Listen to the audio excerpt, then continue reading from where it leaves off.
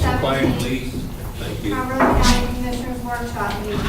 Please stand and join me in the pledge of allegiance by saying, I pledge allegiance to the flag of the United States of America and to the republic for which it stands, one nation, under God, indivisible, with liberty and justice for all. Call this meeting to order at 9 a.m. and at this time open up the floor to public comments. Anyone have any public comments? I'd like to address the board. You may stand. Please announce your name. My name is Pam Kuhn, and I'm president of Residents Against Heroin. We're based here in Carlisle. We're working with counties. The reason I'm here is we're going to get the uncomfortable conversation out of it. We have 79 people dead in our county from heroin overdose. That's not even counting the people who've been brought back by Narcan. Over the last year, and we're coming up on our first year of being in existence, we have established a hotline, and we've handled hundreds of trips over to various police departments out through the state. You know, we have Perry County, Franklin, we've covered some Dauphin, some Cumberland, with tips to law enforcement. Now, what we're finding, unfortunately, just to get the tips to the police officers and get them on investigating the street dealing that's going on. Because when you have an overdose, you have two things you can realize, all right? Either that person has a poppy field in their backyard and is manufacturing heroin in their basement, or they're buying from a street dealer. They're the only two choices. Now, we can all get together and burn down all the poppy fields in Cumberland County, but it's going to be fruitless because they're not, okay? We know where they're getting it. The police know where they're getting it. The methods they're using to track down and prosecute street dealers that are causing people to die every day is outdated. We need to move forward. My group started January 1st. It's going to start a fundraiser. We're going to try to get numerous mobile surveillance equipment for the police all through the county to use. Now, the reason I'm here talking to you gentlemen is the physical responsibility. Once equipment's bought, of course, there's going to have to be tech support and, and operational expenses to it. So, therefore, when I start handing my reports that this is what we'd like to do, I sort of want you guys to be, involved and know what's going on. Because, our goal is not to catch anybody with their pants down, the police or the government or anything like that. This is a problem and it needs work. And I've talked to numerous lawyers, and even the judge. I've talked to the judge about it. And they all agree that even though our police are working very hard, our method is outdated. We have a death during the year that it has been investigated for 8 months, and there was a tape of the transaction. That's crazy, In that 8 months, we have 1.62 people die per week. So next month, how many people we have dead? Now our estimate is at 79 right now. I just talked to the coroner yesterday. Robin texted me, and they are holding at 79. But by all previous information, we're going to end up with 85 dead this year in our county. And that's it, only in Cumberland County. That's just totally unacceptable. And I know you gentlemen find it unacceptable too. So that's basically why I'm here. And I thought maybe I could find somebody on the commissioner's board that would touch base with me and maybe sort of guide me through, being physically responsible for what we do purchase. You know what I mean? Because it all looks good on paper. It all looks good paper. And of course they tell you there's no expense to it, but we know there is. And where did your organization begin? January last year. We just got certified for a 501c3. So Yes, it was just certified, I'm going to say November 1st. I did have a correction I had to make.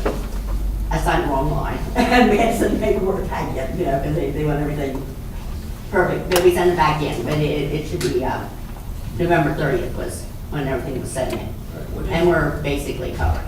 What is the specific request that I think I'm asking for one of the commissioners maybe to take particular interest in this aspect and sort of help me with who you approach.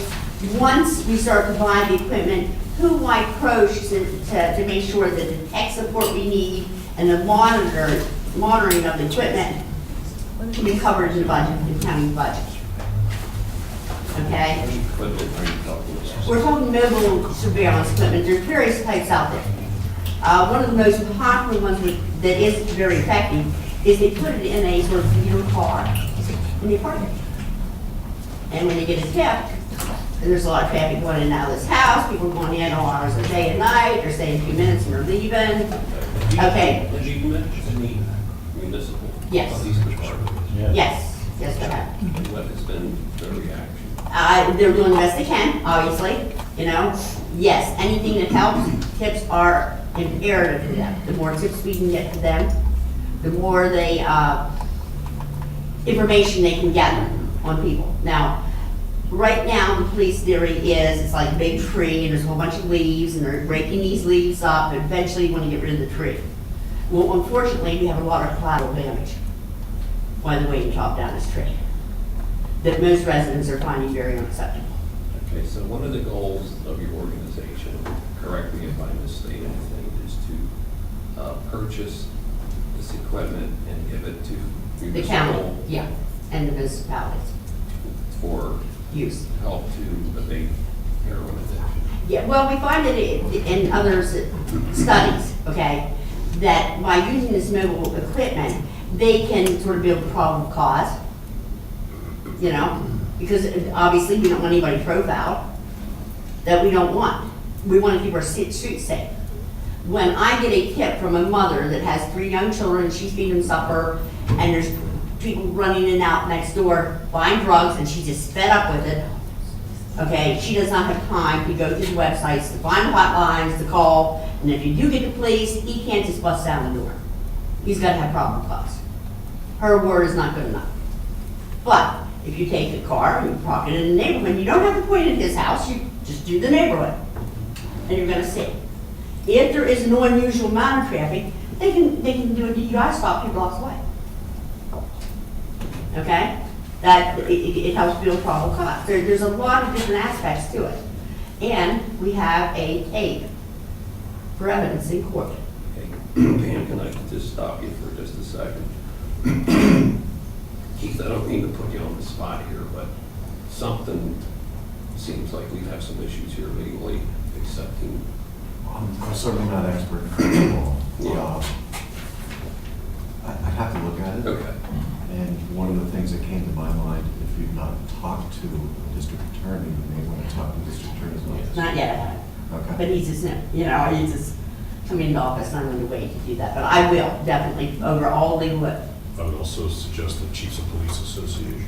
That has not been my list. I've talked to numerous chief of police, Yeah, but I haven't done like the whole it association. seems to me, especially if you're aware of programs similar to what you're proposing Yeah. here that have worked, that's a very good starting place. And having that information would help us determine any big project, this would be a very big project. We need to understand, it Yes. sounds simple. I know, it's gonna This take a would be lot of big. money. It would take a lot of people, a lot of logistics, and so it needs to be well planned. So seeing what another locality has done would be a good starting point, because no one's going to say yes to this without knowing what they're getting into. And Well, basically, this is getting pretty groundbreaking, especially in Pennsylvania. I mean, you do realize we're looking at 5,000, over 5,000 deaths this year. Okay, we need to change something. Something needs to change. Sir, you had a question? Just a quick follow-up. Yeah. We met with the chief of police last week, and we threw the idea of the cameras in the car, and he didn't back off. He thought. Yeah, he wants to help. He wants help. They There want was help. something to investigate to see.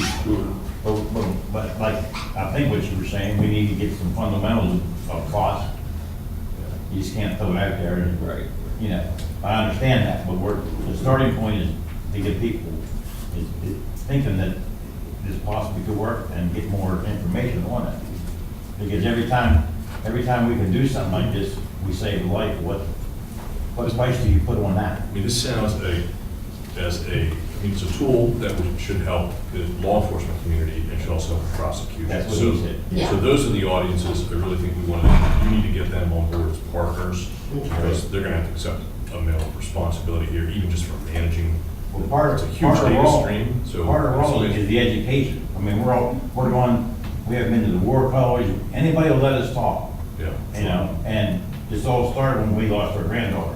Because I got tired, you know, before that, I was just watching the news and, oh, that's too bad, you know? But when it gets close to you, when it gets close, you gotta make up your mind. Am I gonna let this slide by me, or am I gonna make it stand? So, Sir, could we get your name? That's Tom Salver, mine is Pam Coon. Okay. And you folks live in Carlisle? Yes, yes, we're, but as I said, our hotline has reached out. I do a lot of social media, yard sale, that's a big, big area to get people contacted about our hotline. And we have handed in over 100 tips in 1 year. Okay, unfortunately though, I couldn't get any statistics from Acton how many prosecutions have been in 2017. I didn't think about it right away.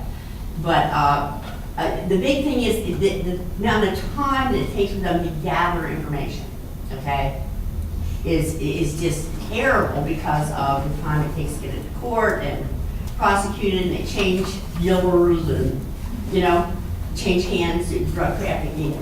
But it's just that they need help. Police want help. They want the public involved. And our group is trying to do that bridge. We are here to help the policemen. We're not here to fight them about what they've done, because believe me, they work through holidays, and the risk is phenomenal for them to infiltrate the drug circle, especially, as we know from Mr. Hodge and Mrs. Kelly. Well, there's no question, our state, our nation, and our county and our communities are facing an epidemic. This is a crisis. And- Yeah, okay, we don't like to call it an epidemic. This is a crisis, you're right. Okay, it's a crisis. The It's addic- even the virus, addiction- it's the not addiction- epidemic. It's That's a not- public, it's a public health crisis, right? Yeah, in our group, And in any event, what I wanted to say relative to, you know, we see it, we're trying to do what we can. I don't know whether you're familiar, but we have the Cumberland opioid overdose prevention unit that we established, yes. which is trying to raise public awareness. In fact, the director of our drug and alcohol is here this morning. Also, we have one of the judges here this morning. We are moving forward with, in an effort to address this with, there hasn't been an awful lot of publicity yet, but, you know, opioid prevention treatment court, a special court, that's going to hopefully expedite some of these cases and get help to people before they die. Yes, yes. Now, relative to I think what you're raising, it's a law enforcement issue. There's no question that our police departments across this county, you know, need the eyes and the ears and the help of the residents, you know, in terms of the tips, in terms of getting the street, putting an end to the street dealing of these drugs. And we are in a transition right now. We have new district attorneys coming in January. Judge Skip Ebert is going to become the new district attorney because Dave Freed has been appointed U.S. attorney for the Middle District. So I would suggest that that's probably the first place you want to go with respect to this, because the district attorney's office has, in cooperation with our local police departments, the drug task force, which is focused especially on trying to deal with the issue of the dealing of the drug trade in our county. So, but I look forward, we can work with you in any way we can. I think it's important for our citizens to, you know, as you're doing, stepping up to the plate. And I'm sorry for your loss. And it's, you know, you mentioned, you know, the number of people who we're going to lose this year, what the projection is. Yeah. Last year was 66. This year we're going to probably break 80 or 80, the estimates, I think, is 85. Hopefully, we won't have- and we get We don't wanna hit the regular updates from the coroner. And but this is it's also a stressor on all aspects of county government, from children and youth to our prison. So I mean, you know, it's an issue that we need to address in a comprehensive way. Well- And this is one, and citizen activism, citizen involvement is important, so I commend you for that. But we do need to kind of coordinate this and get you to the right Person. people. And I would suggest that the first stop might be our new district attorney, when he's sworn in, coming up here in a couple of weeks. So, Yeah, I'm gonna try to get an appointment there. But my group specifically does not deal in rehab, okay? For the very fact that if I was better at rehab, my granddaughter would be alive, well, okay? I am, and my group is a firm believer that if you know somebody's in an active addiction, they need to be in rehab or they need to be in jail. The main cause of relapse or rehabilitation is the predatory nature of the street drug deal. That's why they relapse. So we need to address that as the bottom line. We have to build this house from the bottom up. And our police force does need the help, and we need the community to talk to the police force and find out what help they want. Because it's like, we talked to the drug task force gentleman just last week, and he's like, you know, we're doing it like you do it, you know? You have to go in, you have to make so many buys, you have to talk, you have to know these people, you know, we're giving you names. Well, it takes a lot of training, a lot of danger, a lot of time that we are running out of, okay? I do agree with education, and I do appreciate anything that deals with rehabilitation for anybody that has a drug problem or any kind of addiction. I agree with it, that we are not gonna rehab our way out of here. no, I. It's not gonna happen. Well, I mean, I think we're seeing that, you know, and this is why it's also in focus, you know, the General Assembly in Harrisburg, also in Washington DC. You know, right now, we see it in our first responders, you know, they save somebody's life. And the next 5-10 minutes later, or an hour later, sometimes the same individuals overdose again. So we have a lot of legal issues, you know, because of the issue of, you know, we can't. Yeah, legislation needs to be changed. But- There has to be. But you know what I mean, in terms of when somebody's treated in an emergency room, you know, should they be released, you know?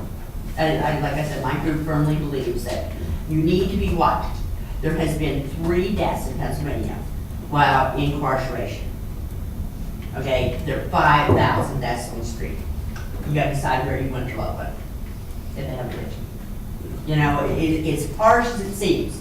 And believe me, I would give anything to be able to get to jail and go to Julia. I live in Shreveport, water every day. That's why this is very important. So what I'll do is call your secretary, leave my name and number. If any of you gentlemen or ladies can think of anything that my group can assist the police or the commissioners or anybody with, and I will make all the appointments you suggested. So you're at the 501 Section C3 right now? Yes, yes. What's the name of the group? Residents Against Heroin. Wrong. Raw. On your way up, you can stop at the commissioner's office. Okay. Someone there, you can get all of your specific contact information. Okay. So that we can have it, and we can. pass Talk it about it on. on yourself, and if you come up with anything, we want to know. We want to know, because we want to know how we can help. We are here to help. We've got residents behind us to help. We want to get this done. It takes a great deal of money, and, you know, and I understand, but, and that's basically why I started with the commissioners, because you are in charge of physical responsibility. So the buck stops right at this table. You know, and I have to know, like, I can say, okay, I need $5 million. And you gotta say no, and we can't do that, you know? So that's why I'm coaching you first, is I hand reports in, if you just take time to study them, and say, this is crazy, Pam, this is gonna run into too much, you know, our budget isn't gonna take this. If you guys can raise this, we can raise this, you know, type thing. That's all I'm asking, and I do appreciate your time. Well, thanks for coming in. We are all in this together. Oh, absolutely. One of the issues, though, is that we all have different levels of government, have different jurisdictional responsibilities. I know. And we don't have a police department, the Cumberland County Board of Commissioners, so we need to work in cooperation with the district attorney and our local police department. Well, as soon as he's sworn in, I would In definitely. terms of what I think you're suggesting, it's a law enforcement tool and that you're suggesting here, so we need to kind of like help to facilitate the conversations to make sure that we can, work with you. But thank you so much for coming. Thank you all. Thank you. Appreciate you folks, what you're doing. Again, it's going to leave your contact information. Certainly will. Thank you. I just want to kind of sound super happy, along the same lines of, when we have a 401, we're in the process of starting a 501c4. These things are attainable. Good morning. Are these all the same? Yes, no, they're two different statements. Oh, okay. I have a fear of speaking in public. It's going Oh, to be sorry. mine. All right, well, thanks for coming in. Thank you. Good morning. My name is Alan Jones. First and foremost, thank you for allowing me to speak today.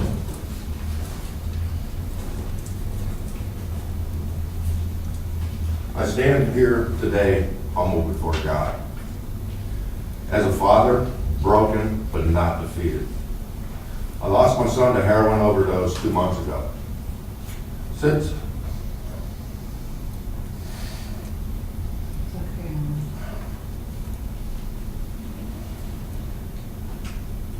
That's all right, take your time. Since that horrific day, I have started a journey fueled by the promise that I made to my son.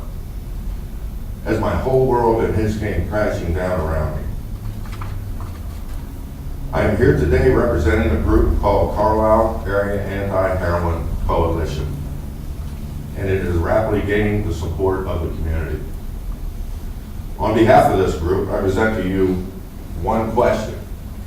Why, after 4+ years of devastation, is heroin, its dealers, its slaves are still on our streets, infecting our families with their poison, killing our loved ones, stalking our children, and traumatizing everyone affected by this crisis?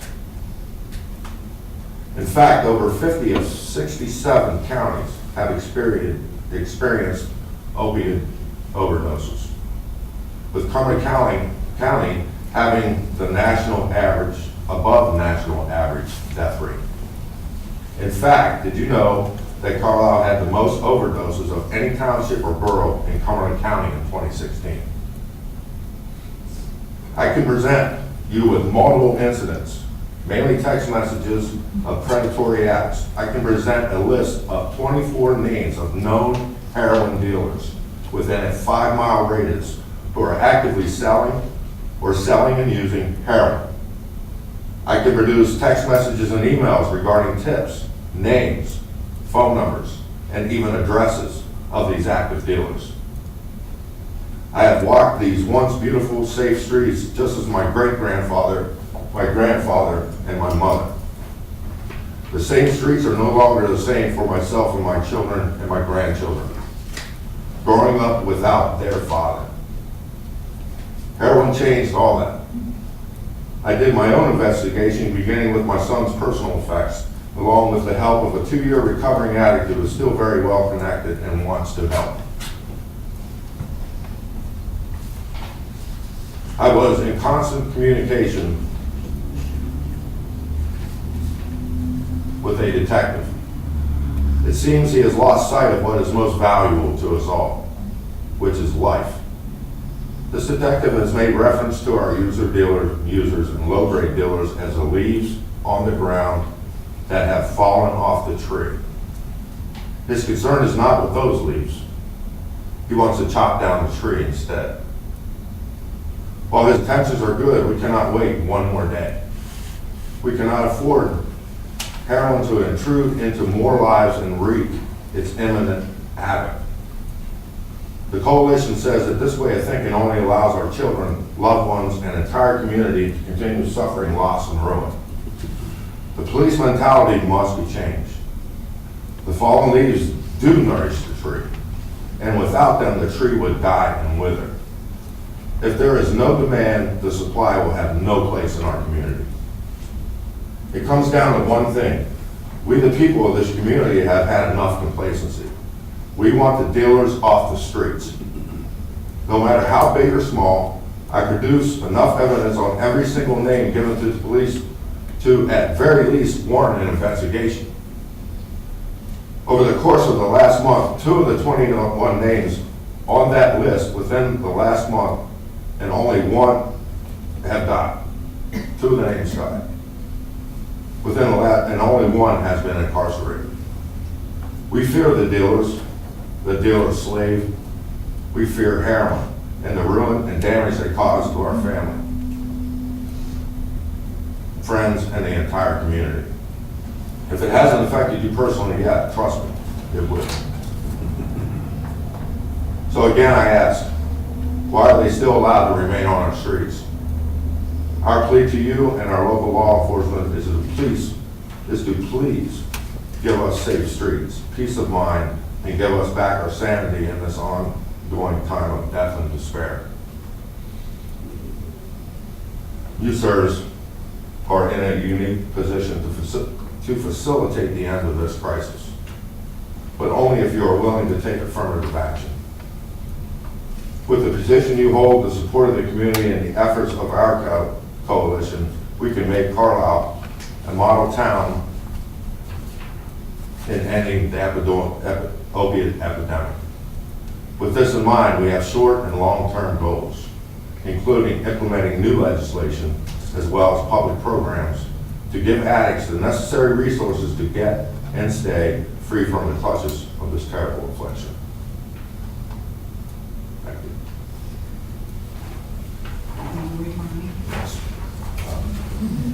Deb, I'll let Deb introduce herself to I'm you. Deb Gordon. I'm a resident of Northeast Street, and I have seen, I've been in a dealing. I have a son that was affected by the heroin epidemic as well, and I have multiple family members and extended family. It was spreading to every walk of life. She asked- Ron, if you could read my words, that would be awesome. If you don't mind, she asked me to read for her. Good morning, and thank you for being here. Our coalition is made up of many walks of life. The commonality we all share is that everyone involved in the coalition has been affected by heroin epidemic, which is alive and thriving. Our focus is to make Carlisle a safe haven for the evil which permeates the streets, and to prevent our future generations from suffering the losses we have experienced. I personally live in a high-traffic drug neighborhood. Heroin needles litter my yard that abuts the playground behind my house. Children play there every single day. The dealing is open air and brazen. I would like to outline some of our ideas and goals for you. One short-term goal we would like to propose and seek funding for is to install signage in high-traffic areas in our neighborhoods.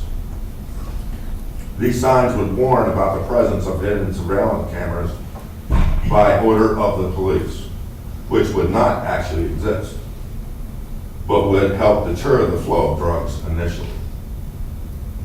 Eventually, as funding would permit, we would like to actually install surveillance cameras that would prove invaluable to our police department. We are in process of obtaining quotes, manufacturer's best pricing, if we can get the necessary approvals from the mayor and or the chief of police to implement this plan. Any guidance or funding the county could offer, we would be most appreciated. Another short-term goal is acquiring the 301c for status. We are discussing neighborhood watches, heroin awareness marches, and intend to network with other successful coalitions with the same goals, including Chatham Cares for You, the networking with New York. And they have a program that is working very well for them, which is actually run by the Chatham, New York Police Department. It is an excellent program with an outstanding success rate. We do not take our cause lightly, and we aim high. Long-term goals are most certainly in the early discussion stages, but include educating our children, providing a community center, and reaching out to our elected leaders to pass legislation for programs or treatment for addicts. One idea we have come up with is to attach a fine to all DUIs in Cumberland County that we could use to implement our plans and ideas, directly benefiting addicts who need but cannot afford treatment, such as Vivitrol and rehabilitation. Can you offer any guidance as to the steps we need to take to effectuate this plan? An addict who recovers is most likely to return to our favor and give us vital information leading to the arrest of criminals who peddle and profit from their poison, which information we could then provide to the police, thereby providing anonymity to the informant. If we could ask for help, might there be a building or facility that is sitting empty or unused and could potentially serve as a community resource center? We already have one counselor willing to volunteer her services, and we intend to actively seek out more volunteers to lead group counseling and support groups. We will actively seeking donations and contributions from our local community, citizens, and churches. It is here that we humbly request your guidance in seeking any grants or state funds that might be available from either a county, state, or federal perspective. If our fine county has anything it could contribute, it would be money well spent for a worthy cause that sooner or later will affect us all. I sincerely thank you for your time and consideration of these matters. We are grateful for any guidance and assistance you can provide us. Thank you.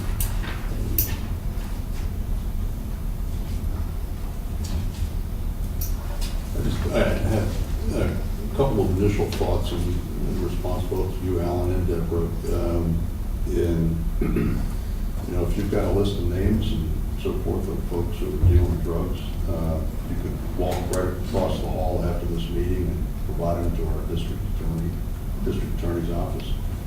We do have an active district attorney who's been appointed pending District Attorney Ebert's swearing in. Of course, he would work then with the local police department. We have been in touch with the local police department. Okay. They're overwhelmed. Have you? The situation's out of hand. Yeah. And again, I said that we're all in this together. Absolutely. As far as have you gone to Borough Council at all? Okay. Because I Very think, young, they're just starting. We just started November 15th. well, I think Carlisle Borough Council has a meeting tomorrow evening. And, essentially you are talking about their police department. And so you may wish to, attend their meeting and also share your thoughts. And I do think it would be important, and one of the things I think is important for us to do is try to catalog, if you will, everything that we're doing here in the county right now, so that the public understands some of the steps that, we have taken and are taking, Yes. to address this issue. We have Cooper. We've had a number of outreach meetings, throughout the county to try to raise public awareness to this issue. We have drug take-back boxes in every one of our municipalities to get the opioids that are in people's medicine cabinets disposed of, the unused opioids. We are looking into the issue of whether or not to possibly take legal action along with other counties against the drug manufacturers because of there's a concern with respect to their involvement and knowledge with respect to the addictive nature of opioids. The issue you described with the needles, near the playground. Unacceptable. Yeah, my daughter, now she lives in Philadelphia now, but just to kind of point out that Yes. she works for the University of Pennsylvania, which is working in cooperation with a number of agencies to address the situation. I call it epidemic crisis, however you want to call it.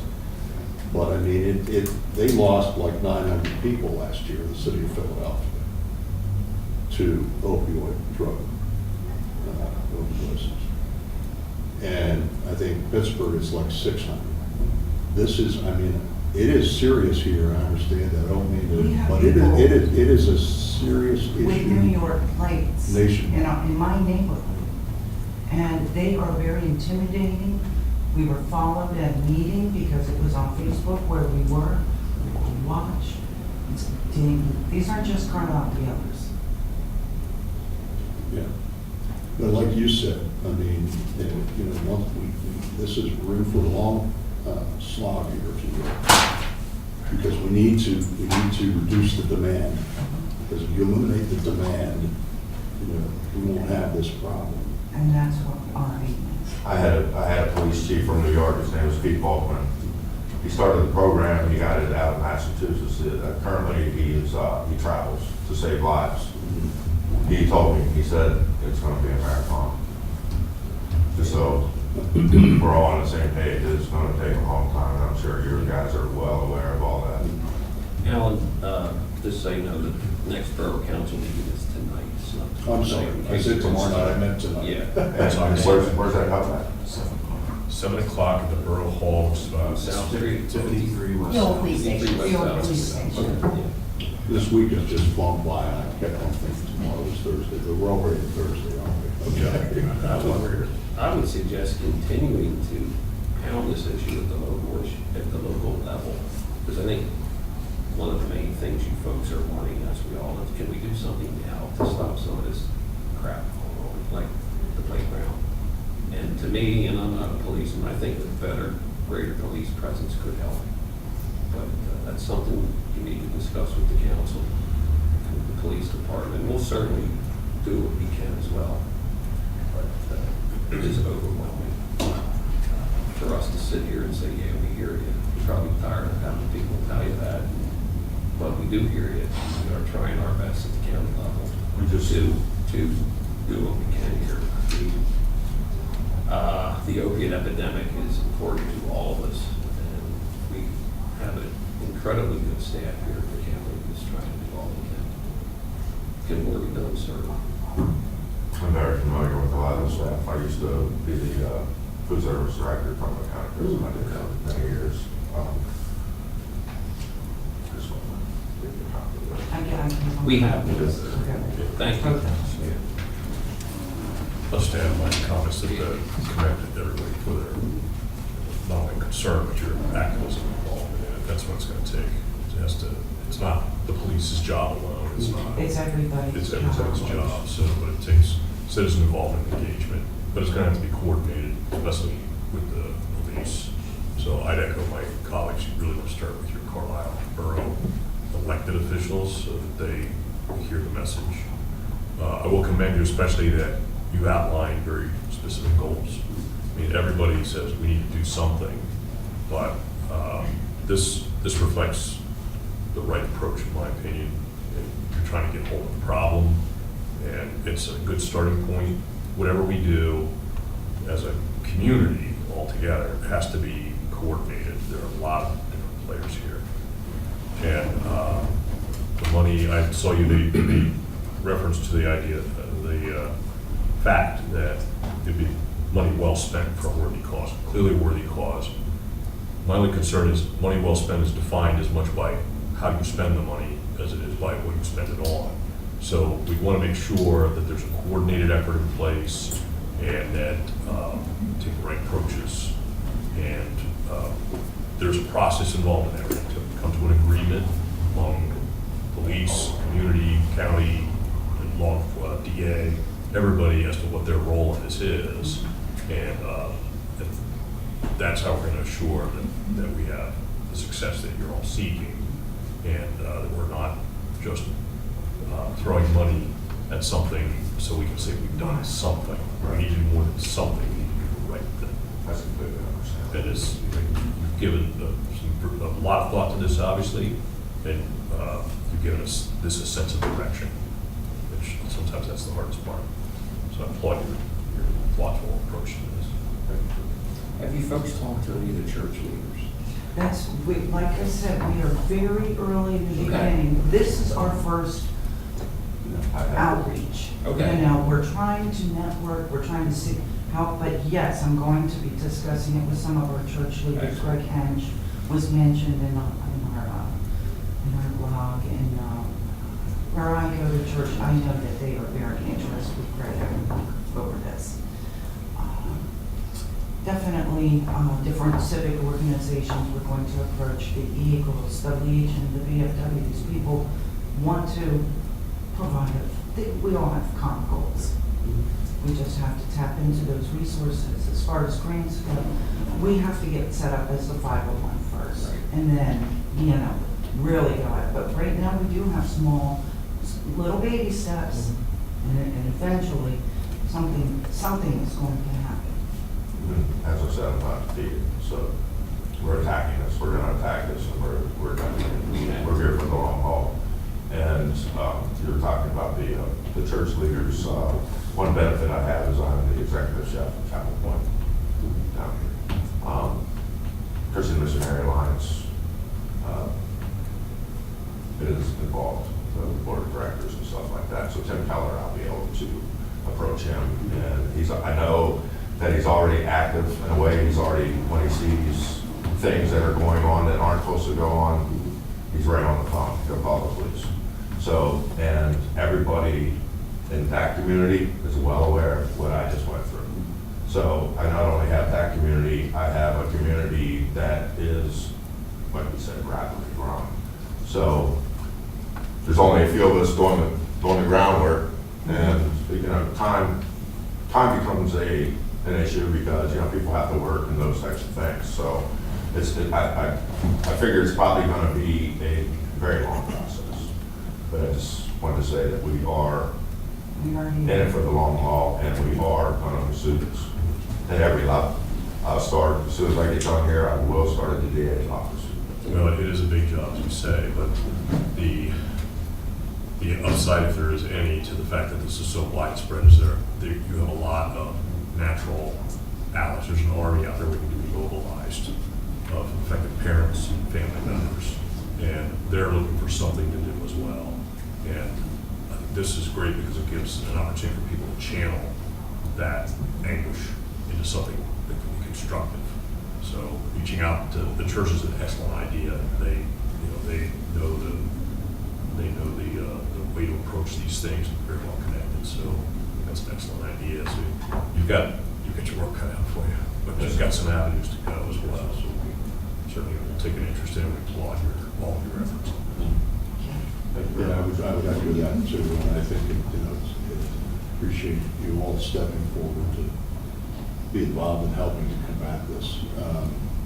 In terms of things that again that we are piloting with our prison inmates a Vivitrol program, which is underway. I don't know whether you're familiar with It's that. happening in Dauphin County right now. All of our first responders, we just applied and received approval of a grant of additional funding or additional naloxone kits, which have saved hundreds of lives. Yes, Problem. and my problem is like you said earlier, they just turn around and use again. Well, and that's- Vivitrol fixes the And we are addiction. we are working on initiating some programs for the warm handoffs so that hopefully we can get people.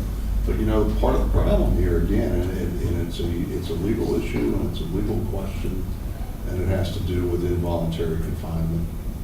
In other words, and I know we've had, DA Fried had talked to us before what's happening in a lot of cases now, why we've seen an increase in our prison population is, the parents and or family members of people who've gotten in trouble, they won't post the bail. So we end up, they're in jail where they know they're safe in jail. They're alive. They're alive. Yes. There's always people that are alive. And so, I mean, this is a tough issue. I wanted to just interject for a minute on the Vivitrol. My son was on the Vivitrol. The one problem, which is a level way beyond us at this point, is the state race, the race project. I know for a fact that AJ, I had gotten him a car. He was in a recovery house, and the car was a $700 car. So he had some issues where, broke down, and, we were blowing hoses and those types of things, and then it was a matter of me trying to get down and help him. So I would help him, and we would get this fixed because, he didn't have a great income. He was just coming out of rehab, and he spent quite a bit of time in rehab. The Vivitrol, I can tell you, was amazing at what I saw in him.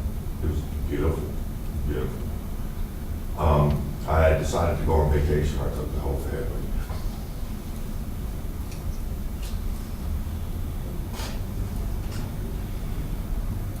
And because of that decision to go on a vacation, he missed his Vivitrol appointment and he got kicked out. He got taken off the program. So within a month and maybe a week or two, I know for a fact that he was pursued by somebody. I found the phones. I found the messages. So that's the Predatory Act. I imagine he was going through hell trying to learn how to deal with something that they say doesn't affect the mind, but it actually keeps you from having the cravings. It's an opiate blocker. I'll never know what happened, but I know that what I saw it was not good, because he wasn't in active addiction. He wasn't in none of that. He was completely clean. He was healthy. He worked to get an apprenticeship down here at the tattoo shop, visual addiction. And what's sad is he died the day before.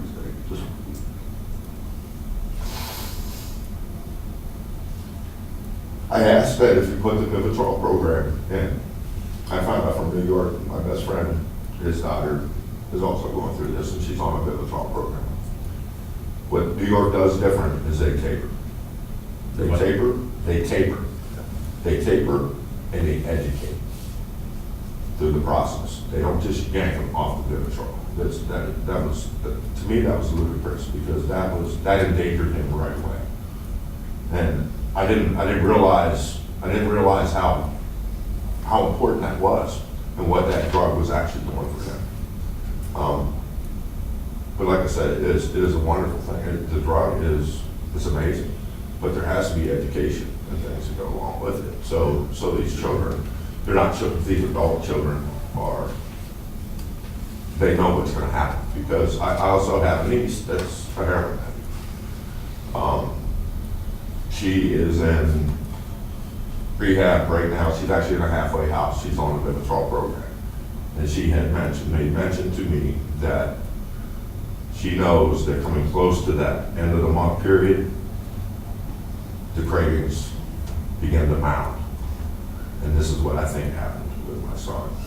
He didn't reach out. He didn't use his programs. I mean, he's at fault as well as what happened, because he made the choice. But still, there's all these little things that are playing into what happened. So again, I ask with the Vivitrol, please have them look into it and have some education to go along with it. Just add one final thought for myself. I want to thank you for being here, because you've put a new emphasis on the law enforcement aspect of this, which some of us feel have been lacking all along. I think you said we're not going to rehab our way out of it. That's absolutely true in my opinion. And we're going to have to attack this thing both with the carrot and stick. It's going to take a little thought. We all need to get our heads together here and see One how last- we can change thinking. One last You comment. know? Based on your comment, Chief Pete Mulvey from New York, his main statement is, he says, we are not going to arrest our way out of this crisis. It's true, it's not going to happen. Once we get that mentality and get things going, Their we police can. department actually has addicts welcome from the street. They find them bed. They say, they put it on their Facebook page. We just had a soul come in today, lay down in chairs. We found him in bed in 20 minutes. We've got to have those resources. Because I've heard of people that had to wait 2 weeks, a month they want to be clean, but they have to stay on heroin until a bed's available. According to the programs, they don't even, but in a month, maybe their willpower's gone. Who knows? You know, it's sad, but we'll work on that. If you just ask before you go to the. That's what it looked like before it died. That's why I said that's the brightness, that's Vivitrol. And a clean individual I got to see, I'm very thankful, I thank God that I had that time vacation, and I had almost a year and a half of this. And I've been struggling with this heroin for over 4 years, with my children, with my niece. Thank you. Before you go see the DA, please stop by our office and give you all your contact information so that we have it. The DA's office is right across from our office. Just go out there and fill out. Okay. Thank You mean for the New York contact, or? No, all your folks, so that we can keep in touch with you folks. Before you leave though, and I don't know, I don't want to put him on the spot, but Jack Carroll, our Director of Drug and Alcohol here, and also Rebecca Finke, who heads up our criminal justice policy team. These folks have been intricately involved in trying to combat this issue. And also, like I said, Judge Brubaker's in the back there. I don't single her out, but, you may wish to talk to them and I don't know whether they have anything they would like to say at this point, but. Well, I'd be particularly interested in hearing more about your son's experience with the RACE project, because we do partner with them very closely with this federal patrol project. I saved everything. I saved everything on his death, all the paperwork. And so let's find a time when we can sit down and talk and when I can get some more information, because that's feedback. Were you able to give that feedback to the people at the RACE project? I called him and I said, yeah, I told him he made a fatal mistake. I told him basically that he was self-centered to the point that, it was all about him instead of the addict. And I feel that way because he had put AJ into a group. AJ had one group he was doing very well with. They changed the group, and he actually expressed that, this group's not working for me. Well, you got to listen to these addicts. You got to listen to them. If something isn't working, get them something that does work. So they started butting heads. When they started butting heads, Let's set up a time that we can. Well, on the other hand, though, the RACE project at this point is the best thing we've got going. yes. Okay? I understand Alan's anger, but I also realize Alan's wound is very fresh. Yes. Okay? We're dealing with a fresh wound here. And so a little bit of the, it was a bad mistake is, a little bit of that anger, because the RACE project is the best thing is going right now. And I've checked around, okay, and they do it. They have a program for almost everything. Employment's a big thing. I'm hoping since we got our 501(c)(3), I can maybe get some funding or enough funds that we can offer people jobs and doing things for our cause, because money is a big thing. That is, they go from poverty, and parents have been robbed, and grandparents have been robbed, and their jobs have been robbed, and they just don't give them a second chance. Where RACE does try to find employment, and they're the best thing we've got going now. So we need to definitely get a note together and start to work with them, so that the downfalls are addressed. Okay. Thank you, sir. Thank you very much. Thank you to all of them. Thank you. Good luck to you. You will be here. Yeah, I think it's done next week. So we could together. Also, we're not interested in motion. You want to write We'll that go to information work so I have it? yourself. Thank you very much for your time. Thank you, sir.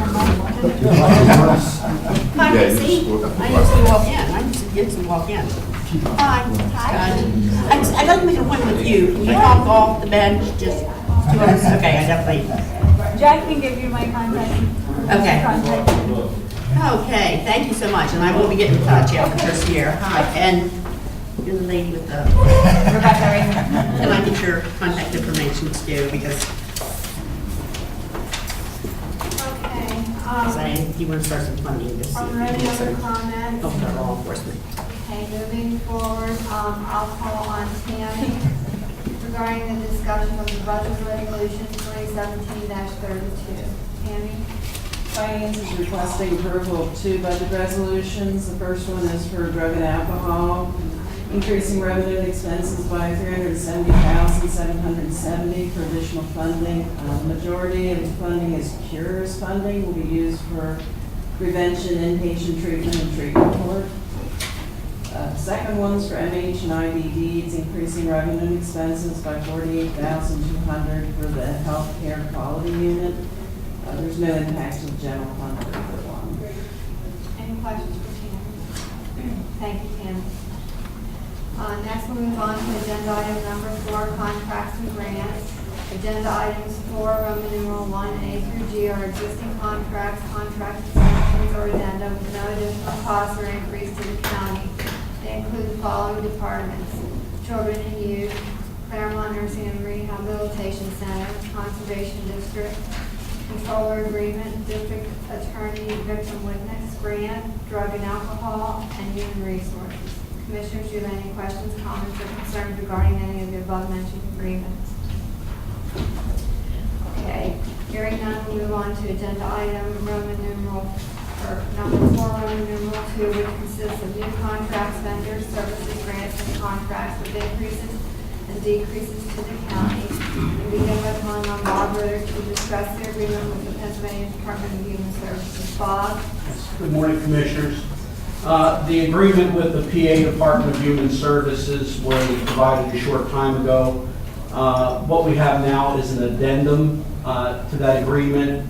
The agreement language is unchanged. The addendum was due to an additional healthcare facility joining the IGT program or joining the plan, which changed the numbers. So that's the only item that's changed. So at this point, the county would make a payment of $4,920,912 in order to realize a return of $6,536,287. That gives Claremont a $1,615,375 return, which is effectively $138,019 more this year than last. So that's the only difference here with this addendum is numbers changed because of the additional facility participating. Any questions, Commissioner? I don't know, I'm looking for a copy of what Bob's reading from, I don't know that I have it, so if I could just get one after the meeting, I'd appreciate it. I can provide what I have. If you're comfortable, if I can give you what I have with my notes. Yeah, just have it covered. You're okay? I'm trying to find a cover sheet, but that's all right. Okay? That's all I had. I'll look, I'll go Anyways, through we Bob's can get a copy stuff, after the yeah. meeting, that'd be good. Thank you. All right, Bob, thank you. All right, thank you. Thanks. Thanks, Bob. Have a good day. Thank you. Next up on the agenda, we discuss the grant award to AOPC. Rebecca? We received the official notification that we were fully funded in the performance measures and reporting requirements from the AOPC, so I'd just like to ask you to accept the award. Any questions, Commissioner? Thank you, Rebecca. Monday's okay to do that, Monday? Matt Smith will be discussing the district attorney's trust for the drug task force. Matt? Oh, here. Sorry. I learned that this yesterday, I can let you know that I'm coming in his place. We are seeking permission to create a trust for the Cumberland County Drug Task Force. I did not organize the presentation this morning, just ironically worked out that way. Funds that are coming in to be used solely for drug task force operations would go into this trust. Other forfeitures and monies that the Attorney General's office doesn't accept would go into this trust. Jamie presented the trust agreement, along with the paperwork. Any questions for Michelle? Keith, have you seen this? I did. I helped him prepare it, Okay. so it's good. Yeah.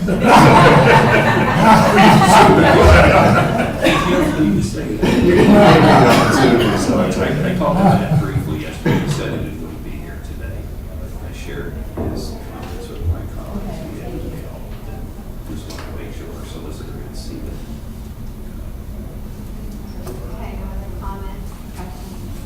Thank you, Jeff. Thank you. Next up on deck, Carol discusses two agreements for drug and alcohol. Jack? Good morning, Commissioners. We're asking for your approval for two contracts with provider agencies. The first is with Valley Forge Medical Center in the Philadelphia area. We want to add them because they're one of the few hospital-based detox and rehab providers in the state, and we have very limited options. Fortunately, that's not a level of care that we have to use very often. Fortunately, because it's very expensive and because somebody's in very bad shape and they need hospital-based care. But when we need it, we really need it. And so it's critical to add them to our network of providers. They also do offer some non-hospital services, but that's good to have because once somebody no longer needs to be in a hospital setting, they usually get stepped down into a non-hospital setting. And it's nice to have that available from the same provider. The second contract is a new contract, an additional contract with the RAISE project, which is associated with the new opioid intervention court. It's going to be funded with the AOPC money that we just heard about. And it would be to add additional certified recovery specialists to work with the individuals in that court. It would include helping them access Vivitrol, as we discussed a little bit earlier during the public comment section. But it would be beyond that as well, to assist them with recovery support services in general. Things like helping them find safe and affordable housing that's supportive of their early stage recovery, and helping them to overcome obstacles to finding employment or additional training if that's necessary. Any questions or comments about either of those? Kind of related to our discussion earlier, Jack, but in terms of this, you said like an abrupt termination of treatment, the Vivitrol treatment. The pilot that we have underway, is that, my understanding was like 6 months or something like that, and then they're done? No, it's no less than 6 months to 12 months that we can fund them for. All the people who have stopped our program has been voluntary. They have chosen not to continue with Vivitrol. We have not terminated anyone for that kind of scenario. We actually have given second chance contracts to people to try to continue to working with them, but we haven't terminated anybody for. Well, I guess my an issue question like more that. has more to do with the treatment options and whether or not it makes sense to do a phase out as opposed to an abrupt termination. So I don't know whether you have any thoughts on that. Whenever there's a transition off of Vivitrol, it needs to be very, very carefully planned and coordinated. So the RAISE coordinator works in concert with whoever their therapist is and with the individual client to plan that transition. It should never be an abrupt cutoff as the. And we have gentleman done that described. even for the people who have chosen to stop. Chris Vendetto from the RAISE Project sets up a meeting with their counselor and their probation officer, and they all sit down together and discuss that, so. The RAISE project does operate Vivitrol coordination outside of our pilot I program. understand. That's one of the reasons why we selected that. Yeah, well, it sounded as though this gentleman lost his son because he missed a treatment. Well, it sounded as if he missed it of his own volition. He was cut out from the program, I believe, for something not related to not going to Vivitrol. Is the I don't way know. I understood that. I don't know. That's Yeah, why. well, he said he didn't. Interested in getting he more wasn't information. sure exactly what happened. But I think it wouldn't hurt to follow up and find out what happened. I agree. Okay, thanks. Thank you, Jack. Next, Sylvia is joining us today to testify on the HIV agreement as follows. There's one for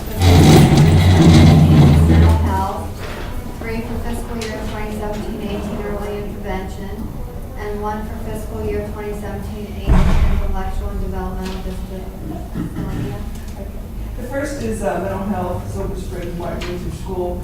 This is a memorandum of understanding between Cumberland County MHID office and Martin Luther Silver Springs that does outlines expectations for them and expectations for our office. This is actually the first step to a Health Choices Reinvestment Project with residential treatment facilities, which is what Silver Springs School is. Residential treatment facilities are facilities for children and adolescents who are removed from the home and placed in the institutional setting, and RTFs are institutions.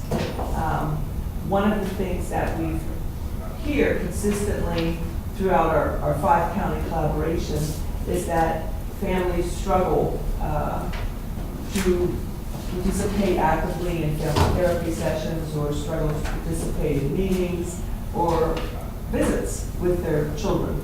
And we piloted this with Dauphin County and a residential treatment program to provide opportunity for families to participate in family therapy sessions, in meetings, as well as in just visits.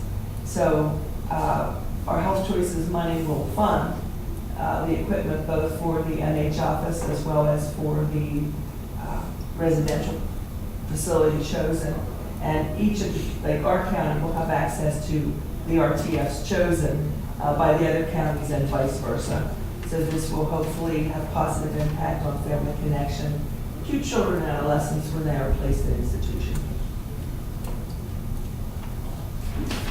So you said this is a memorandum of understanding. Yes. Can we get a copy of it?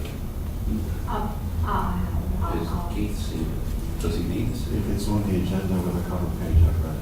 Okay. It's very basic. Yeah, I'm sure it is, but I'm looking for it. It's not here. You know, we'll do this. You'll have somebody from your mental health staff there during therapy sessions so that if the family has an issue, you have someone who can support the family and you're, you know, blah, blah, blah. That's pretty, Thanks. yeah. The next 3 are early intervention contracts. You know that early intervention is state dollars, and services are authorized in Pelican. And once those services are authorized, we need to put them as part of our contract. They are all 3 increases. First is aspirations, and that's for occupational therapy and special instruction vision. You recall that there has been significant challenge around finding occupational therapists to serve this population. So that is an expansion for that. Living Unlimited provides special instruction, and My Therapy Tree, which probably about 2 months ago was a new provider to our early intervention system. They have a significant number of therapists that are able to serve a lot of children from the list who are in need of early intervention services. So it's pretty much services across the board.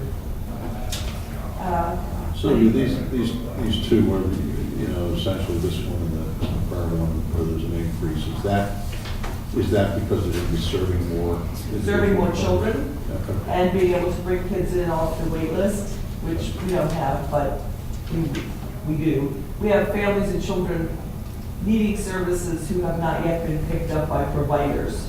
We're not permitted to call them this per the state, but yeah.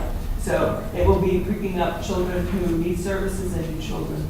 As you also recall, I know we've had conversation about the fact that early intervention has had significant increases in referrals. So business is moving there. Okay. The intellectual developmental disabilities contract is an increase for the ARC, Cumberland Perry or CPARC. The reason that increase looks so sizable is that the state only permitted contracts done for the first half of the fiscal year, which would have been July through December, for base-funded residential programs. So when that contract was initially approved, it was only approved for that half year of service.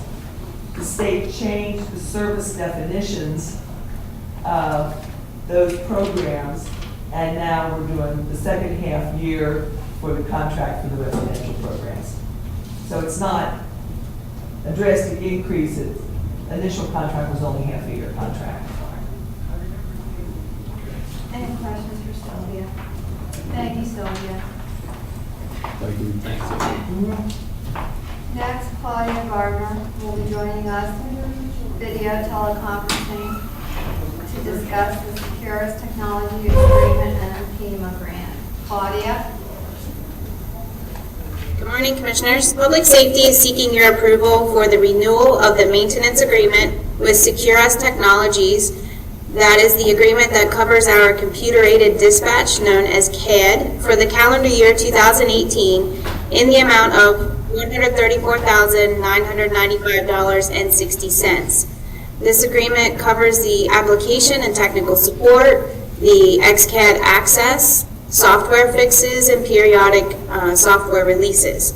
If you take a look at the fee schedule specifically, the cost is broken into two separate line items. The first being $96,061.60, which is for the basic XCAD maintenance and support fees. The second line item is $38,934, and that is the maintenance and support fees for the additional upgrades that we engaged in a purchase contract for. They've been installed, but they're not complete yet. So once those are complete and satisfactory, then we will pay a prorated portion of that fee. There is an exclusion statement at the bottom of that invoice, just to be sure that it's clear to everyone that we are not paying that portion of the bill until it's fixed. So this is a sole source item because it is their software. They have the code and no other vendors can provide this maintenance. So once again, it's for the calendar year 2018 in the amount of $134,995.60. And that is all 911 fund eligible. Sorry for the alert. I was part of the rush stuff. The second item on our list is we're seeking your approval to apply for the fiscal year 17-18 Emergency Management Performance Grant. This is from FEMA. It is federal funds, and we are applying for $108,450.62. It's for the performance period of October 1, 2017 through September 30, 2018. We received notice from FEMA on Friday, December 8th. Application period is now open, and applications from the counties are due back to FEMA no later than February 2nd, 2018. As I said, this is federal funding from DHS, and it will be used to offset the personnel costs for 2 of our emergency management staff. It's a reimbursable grant, and we send quarterly reports and invoices to FEMA. We can expect payment probably third quarter of 8. Any questions? Any questions? No, I want to alert our solicitor to the fact that there's some issues with respect to Securus and their performance relative to the upgrades to our computer-aided dispatch system. So that's one of the reasons we're withholding any of the payment for the upgrades until they get it right. But I don't know contractually whether or not there's something there that could encourage Securus to fix the problem. Apparently we've had a number of bugs, and we get a little bit of a runaround from what I understand. So I think it's important to take a look at that, and maybe you'll have a meeting with Bob or Claudia. I think I should. Did I state that correctly, Thank you. Claudia? Thank you. You absolutely did. You absolutely did. Good job. Next, I'd like to call on Tim Whalen, who is here to discuss the funding request for the Housing and Redevelopment Authority. Tim? Good morning, Commissioners. Thank you very much for making a little time for me. This, I guess, is a continuation of a discussion that we started back on October 11th, where we were asking for a small expansion grant for our downtown services program. We've had a variety of exchanges of emails over the last, so many days and weeks. One of the things we do, I share, with Commissioner Eichelberger, had asked about, doing some greater specificity around issues, goals and objectives. I sent an email yesterday. I wasn't sure if everybody had a chance to review that. I did bring copies with me today if you'd like to take an additional, if you need those with you. And also had provided some samples of the types of reporting that we've currently been doing under existing agreements that we have with 3 municipalities in Mechanicsburg, Mount Holly Springs, and Lemoyne, where we've been contracting for providing some special downtown services. Tim, when was that sent? I remember seeing it, but I have not had an opportunity. It was yesterday afternoon. Yesterday? Okay. I didn't see it. So this was and if I may, unfortunately, our copier was not really happy with me This tells me right. yesterday when I was making these copies. Okay. Thank Jim? I had a chance to review it. Okay, good. So unfortunately, as you see, Commissioner Mike, our copier was not very happy with me when I was printing these things yesterday. So we're looking to use that as samples of the types of reportings that we'd be able to provide on a regular routine basis. Those are reports that are currently submitted to the municipalities on a monthly basis, following different activities that are taking place with regards to the downtown services. Yeah, this is exactly the same type of reporting that we've received previously. Yeah, so there's, examples. And so based on those goals and the objectives that we're offering for your consideration, that's the type of reporting that we would use that would give detailed information on activities over the course of the previous month. I got a couple of things I want to say about this. And I've invited John Bowser, just so everybody knows, I asked John to be here. Specifically because I certainly may have some questions and others may as well. And John is essentially charged with leading our county's economic development effort, which this is ostensibly to be part of. So let me just kind of recount from the top here for those who may not be familiar. So we've had a request to fill a funding gap, and that was from back in October, I think you said, Tim? Yes, sir. We had submitted, I guess, a letter request back in September, and then had the meeting in October. September, and the meeting in October. Okay, Yeah, all right. Well, I think there's no secret. I had a lot of questions at the time, and I think a number of them are still outstanding, quite frankly. And I've been concerned about a number of things here. There has been I understand your effort here. This is room for improvement. It's a start. But I think there has been a lack of meaningful reporting, lack of meaningful measurement of results. Most importantly, probably, there is a lack of specific connection to specific goals that are outlined in the county's economic development strategy, which is ostensibly the roadmap that we have all agreed that the county needs to follow. And there's agreement that we have issues in regards to downtowns, but we've also had extensive discussion on expanding redevelopment beyond downtowns into other cluster areas that are not your traditional downtowns. So I'm not sure we've completely resolved those things. For the moment, I want to talk about the program as it's structured or could be structured. I'm going to leave aside, for the most part, the fact that we had some discussion regarding complaints. And I've received some of those complaints from municipalities who are supposedly being served in regards to the current effort being focused on roles that perhaps should be reserved for others, commercial realty for one, perhaps what I would term as interference with the zoning function locally, some discussion, some accusations, alleged accusations of favoritism for and against certain communities, a lack of balance in terms of the representativeness of the effort. Every program has problems, and real or perceived. So that's just kind of the lay of the land. But those are also things that I've heard about and that I don't think we can choose to merely ignore. What they do for me is force me to look at the program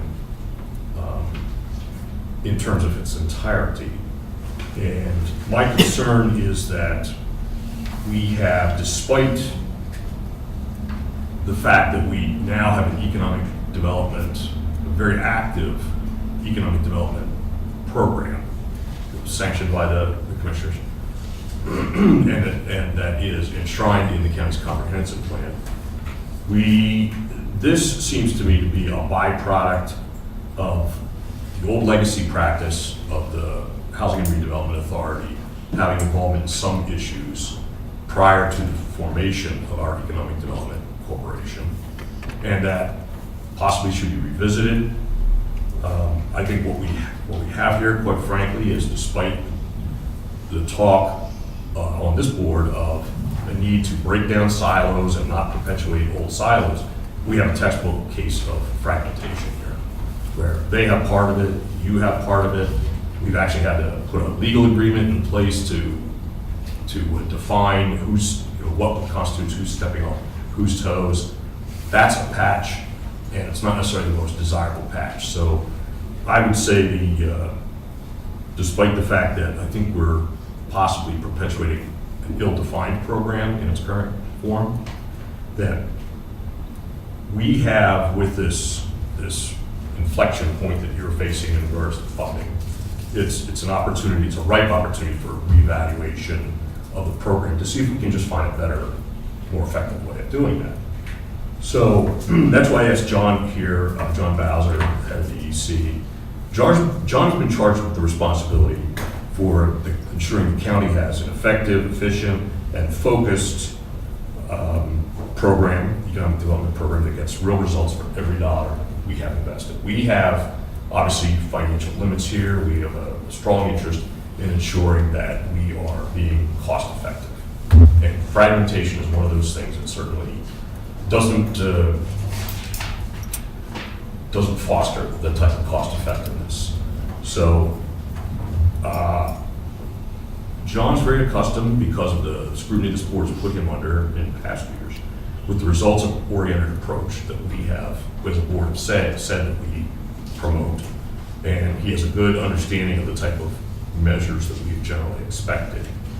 And he's has a lot of exposure to what the new national trends are in terms of this type of redevelopment and renewal. And I think he may have a lot to offer to this process.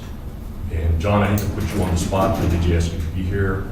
And anything you're not necessarily feel is outside your area, realm of responsibility, just feel free to say so. But what I'd like from you is to maybe just get an overview on any discussions that you've had in the past, any reevaluation you've done recently in terms of how we can address the types of strategic goals that are in the plan, that are in the economic development plan, that are related to what we say we're trying to do here. In other words, is there maybe a better way of doing this so that we have something that is measurable, something that we feel is addressing the real issues and doing it in a way that we can deliver results, get the best, I hate that term, bang for the buck, but President Eisenhower said it and it's stuck with our society ever since. So let's use that one, bang for the buck. How do we squeeze the most value out of those dollars by increasing our coordination and the standards of accountability here? Sure.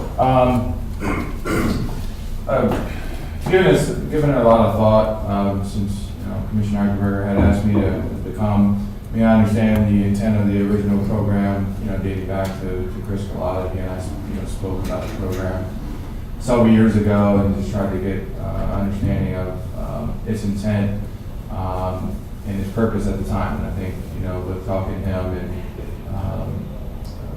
Tim's predecessor and Ben Loudmouth, I think I was able to do that. I think what you're seeing in today's world, as far as development and redevelopment, going back several years, it was really concentrated in urban, more dense areas throughout the country. I think what we're seeing here in Cumberland County is, you have very high populated, dense townships as well, in addition to the boroughs that are all kind of facing the same problems. Some of it, we talked about when we discussed the demo fee a few weeks ago.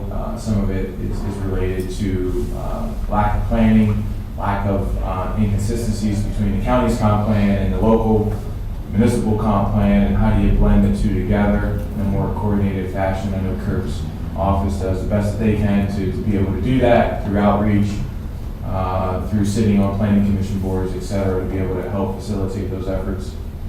I know our office has worked with the planning department and the redevelopment authority, working on opportunity areas throughout the county in the most recent version of the comp plan. We also specified some redevelopment areas in each of the communities in the comp plan. I think one of the challenges we have is communicating and pushing that out a little bit more. A lot of municipalities are aware of opportunity areas, redevelopment areas, but there's really no specificity to how do you implement, execute, what tools are available, and how do you kind of bring all these resources to bear. So putting aside the current position, one of the things that I think that there is a valid need for throughout the county and throughout all 33 municipalities is, how do we, kind of bridge that gap between the county's comp plan, economic development comp plan, and what happens more at the municipal level. I think there's an opportunity to better facilitate those efforts. I think a lot of the municipalities don't have the expertise at the table, rightfully so, with tight budgets, to have somebody on staff who can help with any further planning, but then also, more importantly, probably implementation and execution in the tools that are needed and required at the table. I think our two organizations, through an MOU, I think we've been able to better identify who has what skill sets and what tools are in the toolbox that are available. But I think being able to do a little bit more outreach to those municipalities as far as how do we implement that, how do we execute that, and making them and educating them on the tools that are available throughout the county. I know a lot of municipalities have reached out to us, more townships recently, Silver Spring being one, saying how do we take what you guys are doing at the county level with these opportunities, and how do we begin to implement and execute, and what tools are available, and what can you do at the county level to better support us, because we don't have that in-house support. For our organization, I mean, we're still small in size, and so, with 33 municipalities, we do the best we can, and I know Tim's office does as well, but it doesn't seem to be enough. And so I think there is an opportunity to maybe, look at a program that does cover all 33 municipalities. So let me ask you this. Sure. I apologize for breaking it.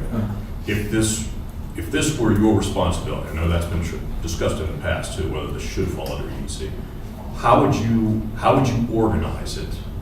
And I know this is unfair, what type of resource draw would you, in general, what type of resource draw would you envision for accomplishing those goals? Again, I'm going to put aside the current position and the current. Well, let's just say clean slate. So if you could do this from a clean slate. Correct. I think the first thing is, we have a comp plan that lays out zoning and land use. We also have an economic development comp plan as well that was done in coordination with a lot of key stakeholders. And then you have, municipal planning as well. So I think the first thing that we would probably look to do is what are the goals and objectives that we're looking to achieve. more at a county level, and I think we've done that through our plan, but then I think more at a municipal level, township level, what are the goals and objectives of the communities as a whole? And then I think from there, starting to look at more planning, more detailed planning objectives, and I think we've started down that path with development opportunity areas, redevelopment of opportunity areas, and that will give us kind of a baseline to kind of start from. I think from that perspective, putting together a very strong strategic plan based on implementation, execution, and the tools that are in the toolbox to be able to get there. Some of it is zoning, as we talked about. Some of it's the enforcement of zoning, as we talked about. Two key things matter to most developers and most development projects, and it's time and money. If we can find a way to reduce the time to get a shovel in the ground, so to speak, you typically will see that correlates to money in the development process. And then I think thirdly, in some instances, in some cases, and this is where we talked about the demo fee and other resources that we have to bear, there may be some additional funding or incentives that are needed in certain projects to be able to see them to fruition. So that's, I think, at a broad stroke, how we would probably take a look at it. Okay, so all right, it's probably premature to ask how you see yourself organizing that at this point. You're saying you want to focus more on the goals and objectives. So now we already have goals and objectives just in a high level sense Sure. for the renewal redevelopment aspect of the plan, the development plan. So are you confident you could build those out into more detail? Is that what you're saying? Well, I think the flaws in it is that when you look at the comp plan, and again, we worked with Kirk's office on redevelopment areas and Tim's office as well, development areas, but I think there's no real detail there as far as how that then gets implemented and executed.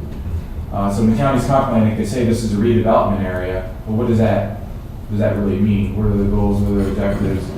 How do we implement that, and then how do we execute that? And I think we're probably about 2 years into that process. I think that's where there's some opportunities for improvement, is the implementation and the execution of what we've already started to plan out. Do you see, I think you've already answered this, but do you see natural advantages to leveraging assets you already have under your roof? In other words, do you see these things as being a natural extension of what you are organized to do already? I think both myself and Tim, and I don't want to speak for Tim, but I think we both have assets, in-house talent that could tackle the problem. He has resources that we don't. He has access to resources that our agency does not, that we work through his agency to be able to facilitate development.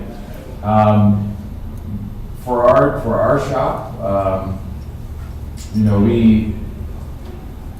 we have some of the similar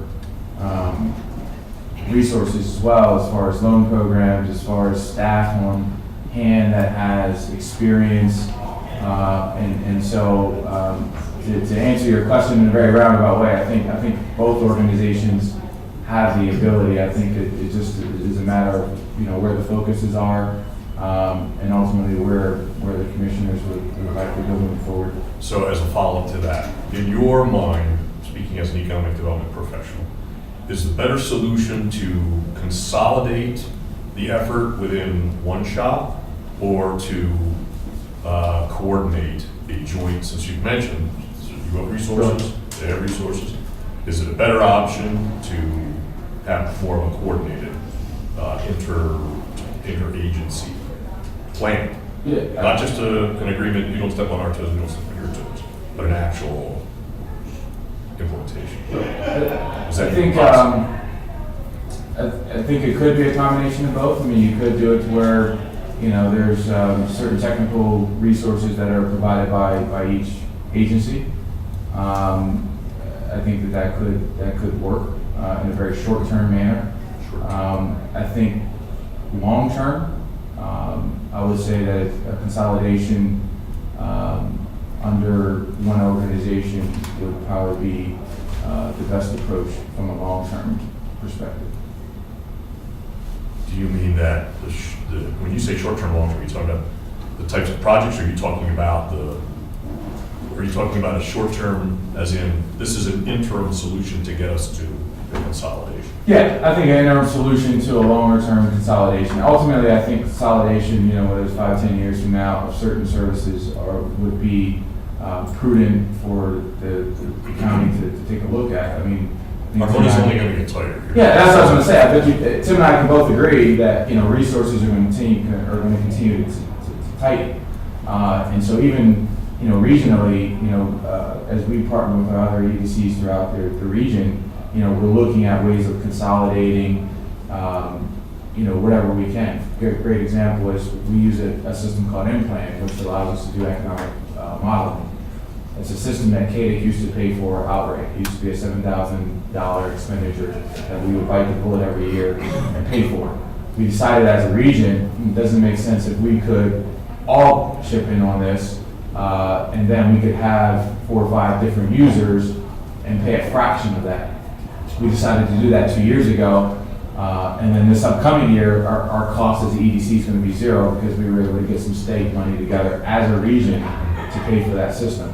So I think, in our worlds, we have to continue to think, how can we consolidate efforts within the organizations to be effective. And so as an agency, we're always looking for those opportunities to be able to consolidate where it makes sense to make us more effective as an agency long term. You mentioned in passing, about other counties.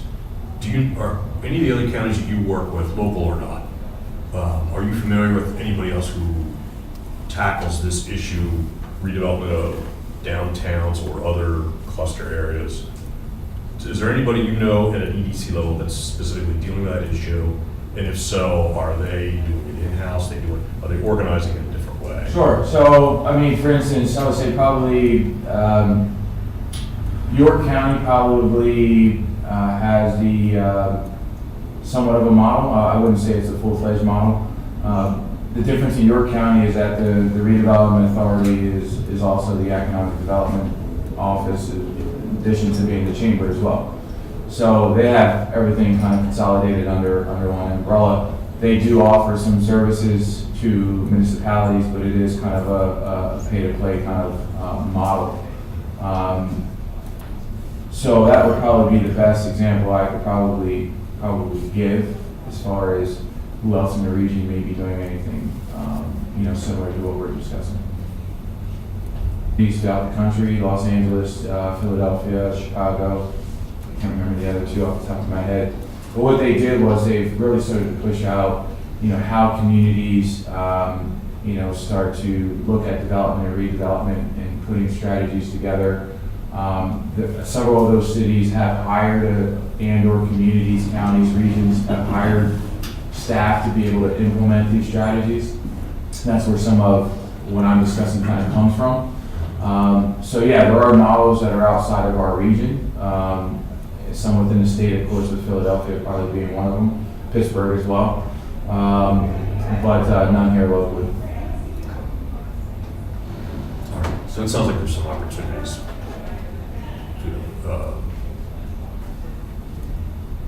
to refashion this in a way that might be in keeping with what the county is saying it's trying to do in terms of cost efficiencies. So, okay, that's pretty much my questions. Tim, did you have any responses to anything you wanted? Well, I would have a couple of different thoughts and some other things I'll follow up with you afterwards. But first, I guess, on the issue of coordination versus consolidation, always happy to be looking for better ways to provide services to all of the municipalities. And, the county made a decision a number of years ago about how to create this path, and then Jonathan and I, as you know, worked very closely together to develop a MOU to make sure that we were going to be the most efficient and effective in our approach toward providing those supports. And as a way of doing that, one of the things we do is we get together at the very least on a monthly basis to do that type of coordination to make sure that we're aligned with each other, but also making best utilization of our resources. And then in that process, we find ways to cooperatively work together, because in many respects, our organizations are corporately different in the sense that KDIC is a 501c3 private nonprofit corporation. We being an authority, there are ways in which there are certain grants, monies, and other resources that are available that are only available to an authority type of organization that would not be available to a 501c3.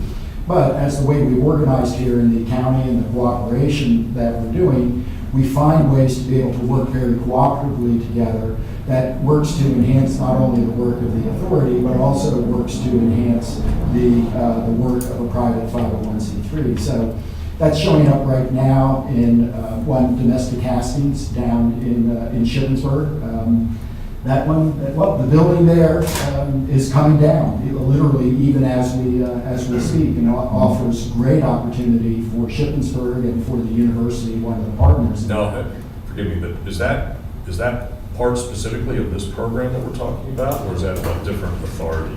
That's a different authority, but it's just an example about how we work cooperatively together. Because our downtown program has provided some support into Shippensburg, and so you have to look at all these things and how they're going to work together. It's useful to know that there's opportunities there for more coordination. Yeah. Our focus today, though, is on downtown. Are we going to, what result are we getting for the contribution we're being asked to make? So well, and again, the other good example is, and this is Jonathan and I have talked about this many occasions. This is an extraordinarily difficult property to deal with, which is the old Lemoyne Middle School. Yes. And that's another example where if you have our downtown services, which we're under, we have an agreement with Lemoyne to help with the small business development and other pieces there. But dealing with that property at Lemoyne Middle School is really problematic, but yet we've been working cooperatively for many, many months. And it's also involving the real estate collaborative, working again, KDIC, Real Estate Collaborative, the authority, our downtown, all of us working together because it's taking all of our resources to be able to address a very difficult property. If I may, I think one of the issues I'm trying to get at here is the fragmentation issue, where you have, certainly we can put an organization together, or we somewhat have it now, where there's a coordinated effort where you get together on essentially an episodic basis and say, hey, we're doing this, and what's your role in this, what's your role in that, and you essentially lay out the division of responsibilities as clearly as you can. There's no joint plan, though, for how to proactively achieve economic goals, and there is still two different centers of accountability. When, in my mind, there should be one program that runs through one point of accountability, so that when funding requests come to us, and we dealt with this in the past in regards to regional contributions, that the commissioners are not dealing with multiple requests that are in competition with each other. And I think at one time we discussed, I don't remember if we formally enacted it, but we did it on the planning side, when instead of having Tri-County Regional Planning Commission come in and present to us for planning dollars in competition against our own agency, we charged our planning department with essentially coordinating with them and coming in with a recommendation to us on how much money should they get and how much of that allocation should be devoted toward very specific programs for Tri-County. We made some progress in doing the same thing with creating, but they had no interest in coordinating with us. The idea there was there would be a single request for economic development put forward to the commissioners that would come through Jonathan, and it would essentially encapsulate any ancillary requests so that they were coordinated, and that there was a center point for accountability, there was a single funding request, and that there was the requisite coordination of efforts so that we knew that what that money was going for followed a plan and was focused on results, agreed to results, and the measures of how we would determine whether those results were sufficient and successful or not. So I'm just thinking off the top of my head here, as you can tell, riffing, I can go on and on. But it seems to me that rather than having competing proposals, that we'd be much better off having either a single proposal or a joint proposal for that specific program that is better coordinated.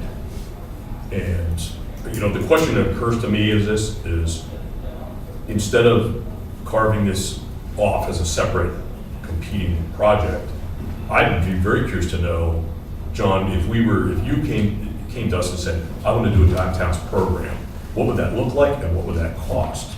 So one of the options we would have here, I'm not necessarily advocating for this, but would be to ask for proposals from both of you in that regard, with very specific objectives and a very specific response expected.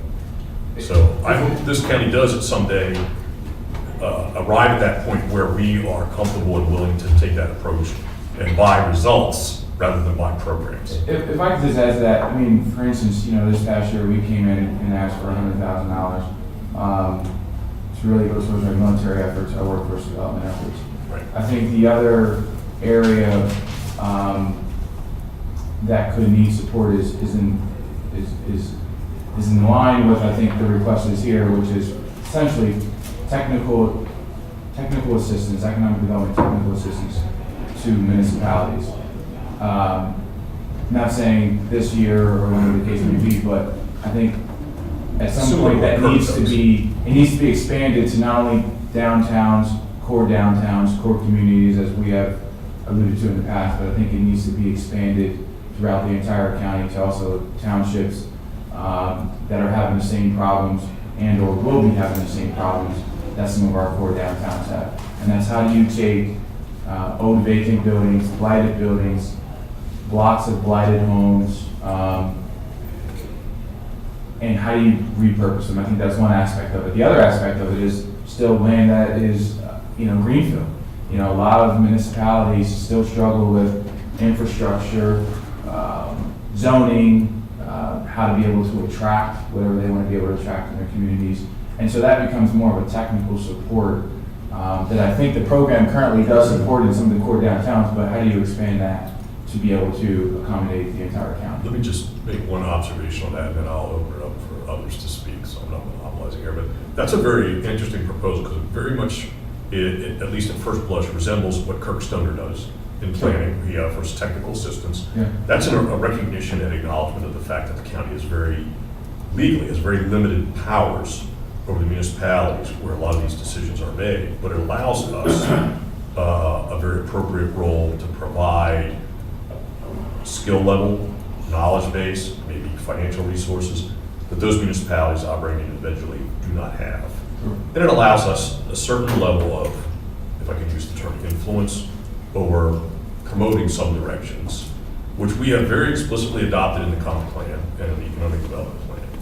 So, and Kirk has recently approached us about the idea of technical assistance grants to allow us to push that level of county involvement even further, while still respecting that the decision-making remains where it legally resides at the municipal level. Yeah. So I think Kirk's done it very successfully in the planning area. Sure. This sounds very logical to do it in the economic development area. So I would be very interested in hearing more about how you see that unfolding at the appropriate time, not now, obviously. So, and that may meet our need here in a way that's better.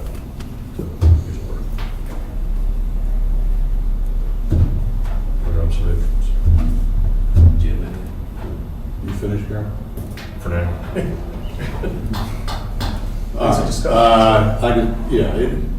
It's an important issue, and I think it needs to be discussed. And I think, though, that we need to, look at a number of issues. First of all, it was just this February when the MOU was finalized between, CADIC and the Housing and Redevelopment Authority to kind of help to ensure that we're not duplicating efforts here, that we're working collaboratively together. The comprehensive plan this board just adopted, Part of that was a survey of over 3,000 residents. And one of the things that they said was important is that instead of tearing up, our green fields and open spaces, that we should do more to facilitate, incentivize the reuse of existing commercial and industrial retail properties that are vacant and not being used, and where the infrastructure, is already in place. Now, to a large extent, that does mean, essentially the core areas of our boroughs and our downtowns. But I also believe that there's other, if you will, business districts, in our municipalities, townships, not just our boroughs. And, I am leaning in favor of supporting this restoration of the county contribution for this position, and primarily because I think that at this point in time, because we have established a good working relationship, that I think this at least can begin, to put our money where our mouth is in terms of trying to make sure that we're addressing some of these issues, whether that's trying to head off blight or find small businesses to come in to locate in some places where we have some unused facilities. I think that we should do that again. And I do think there were a couple of things that we've discussed on this previously, and where we need to take a close look at the roles. When we talk about our planning department, essentially, I think our planning department is the entity that should be providing, assistance to our municipalities with respect to zoning, land use ordinances, what have you. And that is a direct county function that we have taken on here and established our own, planning department. So, and I think that, again, it's important our planning department works with the Housing and Redevelopment Authority, works with the Cumberland Area Economic Development Corporation, so that we're all on the same page. But Tim and I have had a conversation about this issue in particular. I think that, this effort in terms of downtown and/or I would call it core community or business district revitalization should not necessarily entail the discussion with our municipal officials relative to the change, what's available with respect to planning assistance or law changes or what have you. So, or rental, the rental inspection program, and those kind of things. I think those discussions, while they can be facilitated, I don't think that should be the responsibility of this, this particular position. So, in any event, I am willing to, support a restoration and the request for the $18,000, which is a relatively small, modest investment, with the understanding that we're not just going to focus on a handful of borough downtowns, but we're going to try to expand this a little further. And I'm also willing then, in the future to consider, an expansion of this program, or maybe, we will realign some of the other public investments that we've made for economic development or housing and redevelopment authority. We have, again, I'm willing to look at what the coordinator position accomplishes, within the next year to see whether or not it's worth our continued investment. But again, I think this request is the big picture, relatively modest, and in keeping with essentially the sentiment of our public, at least those who bothered to take the time to participate in the survey with our comprehensive plan, that we need to do as much as we can to reuse existing, retail, commercial, where there's vacancies, and to do what we can to address the issue of blight where it exists. And I think that's been one of the primary roles of this position. And then as far as funding goes, the Housing Redevelopment Authority primarily to fund this position uses a portion of the community development block grants, which it administers. So, there are different funding streams, and I would suggest that's one of the reasons why this position right now should remain in the Housing Redevelopment Authority, or under the jurisdiction of the Housing Redevelopment Authority. Jim, if I could just comment off what you just said. I mean, I agree. I think the planning department, maybe I'm biased, but is one of the better ones in the region, our county planning department. Absolutely. With planning, land use, zoning, and being very supportive. I think what's lacking though is the implementation and the execution, and that's not a planning function, at least the way I see it in this county. And I think that over time, that's where a lot of focus needs to go to, and I don't really care if it goes to my shop or Tim's shop. I mean, that's a different conversation for a different day. But I think that the focus now needs to turn to how do we implement the plan, how do we execute the plan, and what tools are available to be able to get the results and the goals that we're looking to achieve. And I think that's where the opportunity is going to be. And I think it's going to take some resources, additional resources, to be able to do that if it continues to be a priority, and I hope it will be for the county. Also, I would just like to add We do though, and I'm just, I'm going to speak up for our little republics now, okay? Because, we have 33 municipalities, they have elected officials. And I don't want us to reach the point where we have a top-down, this is what's best for you mentality, okay? So, in terms of let's just use the rental inspection ordinance, for example.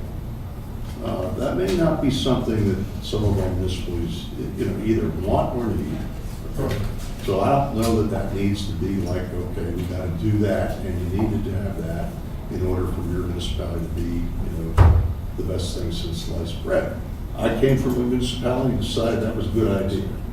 And, essentially giving the good housekeeping seal, if you will, to all of our rental properties because they are inspected on a regular basis.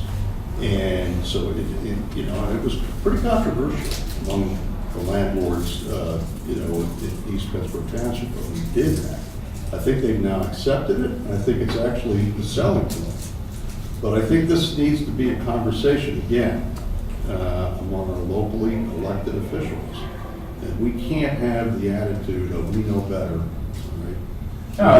And I don't think, I'm not suggesting that that's been the case at all. Yeah. I'm just saying that, we need to work with our local municipal officials and work with citizens, who they, essentially represent. So, And I was thinking more from and that's always using the word technical assistance. Yeah. Because each community has different needs, and we often, and I know Tim's office as well, often gets called to be able to help step in and provide expertise, guidance, advisory, and that's more of what I'm referring, not, we're sitting here in Carlisle coming up with great ideas and then going and saying, here's what you should do in your community. And that's but I also think that's what our planning department has done a terrific job at. In terms of making the information available, providing assistance where requested, and but also the various outreach meetings that the planning commission has with all of our municipal officials. We do have an excellent planning department. So in terms of that responsibility, I think that does appropriately fall to the planning department. But in any event, as I said earlier, another subject, and I've said before, we're all in this together. Main thing is to make sure that everybody's operating with the same drumbeat, and that is essentially protecting the quality of life on our county, trying to deal on the better side of the dual-edged sword of growth and prosperity. Keep that going, but at the same time, again, we just need to make sure that we're all looking out for the best interests of our residents and our businesses. Well, back to John's point of how you implement it, I don't think anybody was suggesting that technical assistance program is meant to tell locals what to do. In fact, it's quite the opposite. So and that's how Kirk runs it, as you stated, and that's why it's very successful. It says, these are the things we can potentially bring you, but ultimately it recognizes it's their their decision if they wish to do that or not. And frankly, to me, that's a lot more bottom-up than, I was gonna try to stay away from some of the complaints, but one of the things that I've heard is the zoning issue, is that why is your county person coming in here and complaining to people or badgering us about the lack of zoning by a municipality or lack of enforcement of a zoning ordinance by our municipality? And if anything, that's top down. If we have a person who's unfortunately erroneously being attributed to as a county employee, but, and I don't want to make this about the individual, but I have to, it does point to, the upsets do point to potential weakness. If we have a perception out there that county is essentially bad-mouthing municipalities or castigating member municipalities for not being aggressive enough on zoning issues, then we're achieving exactly what we say we don't want, and that is this perception that county's trying to tell locals what to do. So one way or another, some of these issues will need to be addressed. Now, having said that, back to John's point about implementation, I guess my question would be, recognizing that, as you say, each of you have various resources, maybe what we need to do is revisit the MOU, which was a decent starting point, so there is a guarantee of continued and institutionalized communication between you. But maybe there needs to be some joint planning with some very specific goals set out that are in alignment with the overall plan, and maybe some agreed upon mechanism between you guys by which you assign resources and responsibilities to ensure that you are optimizing the resources each of you bring to the table, but that there is a coordinated effort that isn't just driven by episodes, by specific projects, but that says, hey, we recognize this as a key component of the renovation, rehabilitation, revitalization strategic thrust that we've entrusted to our folks in economic development, to the comp plan. And it actually organizes our efforts so that we're achieving the right things and that we're spending no more dollars than we have to spend to achieve those goals. I would say since we commenced the MOU, at least from our position, I think we're in a good place there. I think at least in my 6 years being here, I could say for probably the first time I understand the difference in the two organizations and what resources are bringing to bear. And I think Tim started to allude to some of the projects that I think have been successful since the MOU, and an easy transition of, leveraging resources. A great example is, Kate and I were both out at the EPA conference last week. We were both trying to help continually bring more EPA money to the region.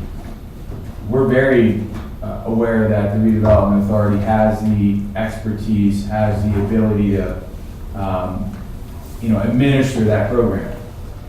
Where Kate comes into play is that through our rec or through our relationships with developers, to be able to bring more awareness to the resources and to the tools and help identify opportunities. And so I do think that the relationship is good. I think the barriers have been brought down. I think that there's just that still gray area in and around this carve out, so to speak, of downtown and pretty much what happens in this position outside of the downtowns kind of gets saddled with us, but hasn't been quite identified. And I think that's the area. I think I characterize it as ill-defined.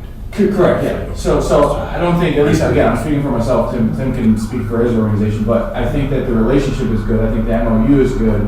I think that we still need to work through that carve out and what that looks like maybe long term. Okay. Jonathan, you just answered one of my questions I was going to ask you guys. This MOU, I know you both spent a lot of time on it, and it's not even a year old. And from what I understand, the Housing and Redevelopment Authority has focused on downtown and small business development. And it is the lead agency for facilitating this work throughout the county, on main streets, downtowns, core communities, etc. In addition, they also have focus on downtown improvements, streetscapes, and they are the lead agency for facilitating downtown central business district throughout the county. Katie, I think, is more responsible for larger type products or projects. I want to ask you guys, not that this MOU can't change in the future, it probably will, but right now, is this working? Yes, no? Yeah, I think Jonathan and I agree on a whole lot of things. And the thing that I found most recently that we don't agree on is that he's a Syracuse fan and I'm a Maryland fan. So, We can write something. I side with the redevelopment authority. We're both on. so I think what I'm pointing out, Commissioner, is that we work really hard to try to make sure we're in sync with each other. And that's what we've really benefited from considerably by these regular monthly meetings. And one of the things that is a part of the MOU, and we'll be starting to work on this after the first of the year, is we have to put together a report to you all as well as to the general community about projects, accomplishments, things that are working really well, maybe things that we need to rethink through. And you'll be getting that, after that 1 year anniversary. That was really it for me. I do agree that, down the future, this could change, this area could change to address some of the things that were brought up today. But for right now, Tim, I know you're waiting on a decision. We'll take action on this one day. And at this point in time, I'm okay with it for this upcoming year. I have a last set of comments and questions, I guess. I'll make it fast. So I don't think anybody's disputing that the MOU is a good idea, that's a good start. My concern is merely that as a first step, it's insufficient to get us where we really need to go. So what I would suggest is this. I can support the 1 year basis, but I really have a problem with this idea of competing proposals for money every year. So we're going to be back here in a year, and we're going to have to face this issue again. So in order to make that discussion easier, here's what I think I would like to see take place. We fund the 1 year, but in the interim, I'd like you guys to ramp up your collaborative effort. I'd like to see at least some type of proposal come before the commissioners on how you can coordinate to a greater extent that you are, at least on this particular program. Because I don't think we're getting our money's worth out of this program, and I don't just speak for the county, because right now, we are not putting any money into it. But I want to make sure we and all the other partners are getting money out of it, getting our money's worth out of it, because we need assurance that this is the absolute best we can do for the public's investment that's being made with limited dollars. So here's what I would ask, is you guys ramp up your effort. I won't presume to tell you what's the best way to do that, but I'd like to see a joint document come to us that agrees upon what you're going to accomplish. And John, you've worked through some of these performance measures in the past as well.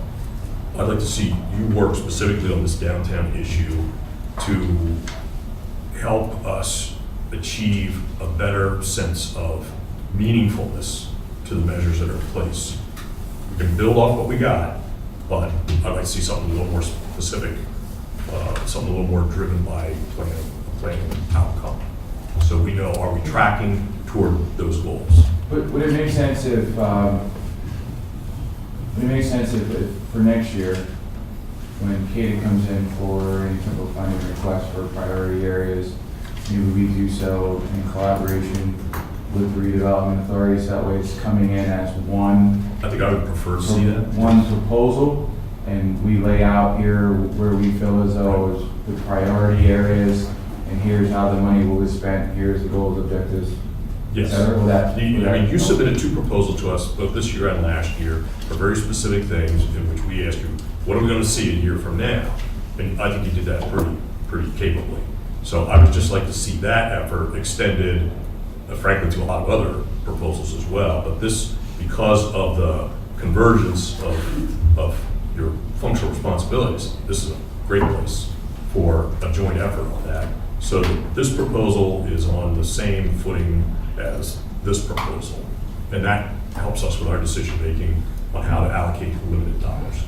I can support that easily. I think it's a good idea. I don't have any problem with that whatsoever. And, again, I'm just going back to what the residents of the county asked for and suggested that we should try to stop ripping up green fields and try to focus on redeveloping unused vacant industrial, commercial, retail property first. So, and also we have the need for the infill development, to prevent blight. And I mean, that has historically been under the redevelopment authority's jurisdiction. So, I think anything we do jointly, I think that would be great. And this doesn't have to wait till next year. I mean, we can start, with the current program and try to, make sure because we're gonna want to see what we've got for the 18,000, which again I would submit is a relatively modest investment for this supposedly a chief priority of the constituents. And the other thing I would say is with respect to, results, looking at results, we're going to be looking for results relative to the workforce development, allocation that we made this year. We're going to be trying to see where the continued need is for the $50,000 for the military base retention. So these are all questions that need to be asked. Thank you, Jim. Thank you, sirs. Happy holidays. Yeah, you too. Thank you both for being here. Yeah, thank you. Okay, next we'll move on to Commissioner Felipa, who will be discussing the appointment for the Penn State Extension Board. Yes, the board has an opening. They're recommending Darla J. Romberger. Her credentials should be included in the package. She's currently the ag teacher at Cumberland Valley High School, head of their athletic program there. Gary and Jim, you might remember her. You met her at an event we attended at CV High School not long after our when we were feeding food bags to the food bags. Oh, And we had yeah, really yes. special internet. Hey, we got pictures. But she, just personally, she's an outstanding person. She brings a high level of energy and experience. That's great to the board, and I would highly recommend her. Thank you, Commissioner Felipa. You're welcome. Next we'll move on to the Commissioner's Liaison Report, beginning with Commissioner Felipa. Yes, I have 3 here, drug and alcohol, which met last week. They had a guest speaker from the RAISE projects. Her full name, she was asked not to present her name, or she requested not to. And she spoke about her own personal story with addiction and recovery. And she made some key points here that many of them we are aware of. Substance abuse disorders do not discriminate. They cut across race, ethnicity, age, gender, religion, and economic status. There are many different pathways to attaining sobriety and sustained recovery. No single approach is the right way for everyone. There are currently 23.5 million people in the U.S. in long-term recovery. And she also mentioned too how important it is to have naloxone readily available. And that was it for that report. The Citizens Advisory Board met this week. Nikki will be here soon to fill some vacancies. 4 interns are scheduled to start as caseworkers. And they have just under 1,000 intern hours for the Shippensburg CWEP program. Colleen Smith, Director of Social Services, has resigned to work for the state. Christina Rowland, Supervisor, has been appointed to the new Director of Social Sciences. Regulations now state that there is to be 5 caseworkers to 1 supervisor. Placement has increased 22%. And 75% of placements now are due to parent substance abuse in the CYS system. That's about it for that. Next is the Western Council of Governments meeting, which was held this week. Not a lot going on other than many of the townships are preparing for winter, doing road work. Many of the Western municipalities have passed their budget for 2018 with no tax increase. One interesting note in Penn Township, apparently Exeter has bought the Higgis property. And the injection well system, these folks appear to be a little bit more alert and agreeable to certain conditions that apparently have been made. The township has a hydrologist looking into this, and there's also a contingency plan for the wells if someone has a well that goes bad. So that's good news to hear. One thing from Big Spring Schools, the Mount Croc School, they're going to have an asbestos removement. Wayne Myers was voted as the council's president. Wayne is from West Pennsboro. Larry Barrick was elected vice president. Larry is from Dickinson Township. And Karen Heichman was again appointed secretary, and she's from Lower Frankfort. And Sandy, that is it for me. Thank you, Commissioner Deaton. Commissioner Harmsworth? Okay, thanks, Sandy. The statewide 911 advisory board met at FEMA headquarters last Thursday, and as we discussed at our public safety review team meeting this week, Pennsylvania counties and public safety answering points are to receive a supplemental distribution from the statewide 911 interconnectivity fund of $13.7 million before the end of the year. As a matter of fact, it's going to be distributed day after Christmas to further defray county 911 costs. And what it means to Cumberland County is an extra $298,420.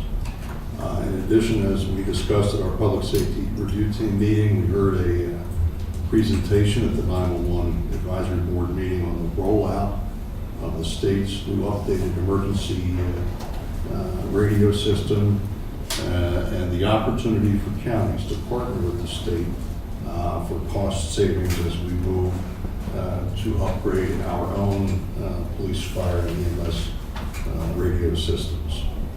I attended the County Conservation District board meeting Tuesday morning, and the good news is that out of some 200 eligible applications received by the State Department of Environmental Protection, Cumberland County was selected to receive a $289,813 Growing Greener grant to assist in our county's efforts at watershed restoration and protection and best management practices to prevent pollution from farm runoff. And the grant, combined with other grant funding that we've received notification relative to, totals about $500,000. Will go a long way in 2018 to help our county's farmers institute BMPs for the protection of our water resources. I'd also like to bring to the board's attention and would like to publicly commend the Conservation District, and in particular our district engineer, Mike Levinsky, for working with our facilities staff at the Claremont Nursing Home in helping to prepare updated evacuation maps as part of the nursing home's new emergency operations plan. Without Mike's help, it's my understanding that this work would have required the use of an outside engineer, costing the nursing home and the county as much as $10,000 or more.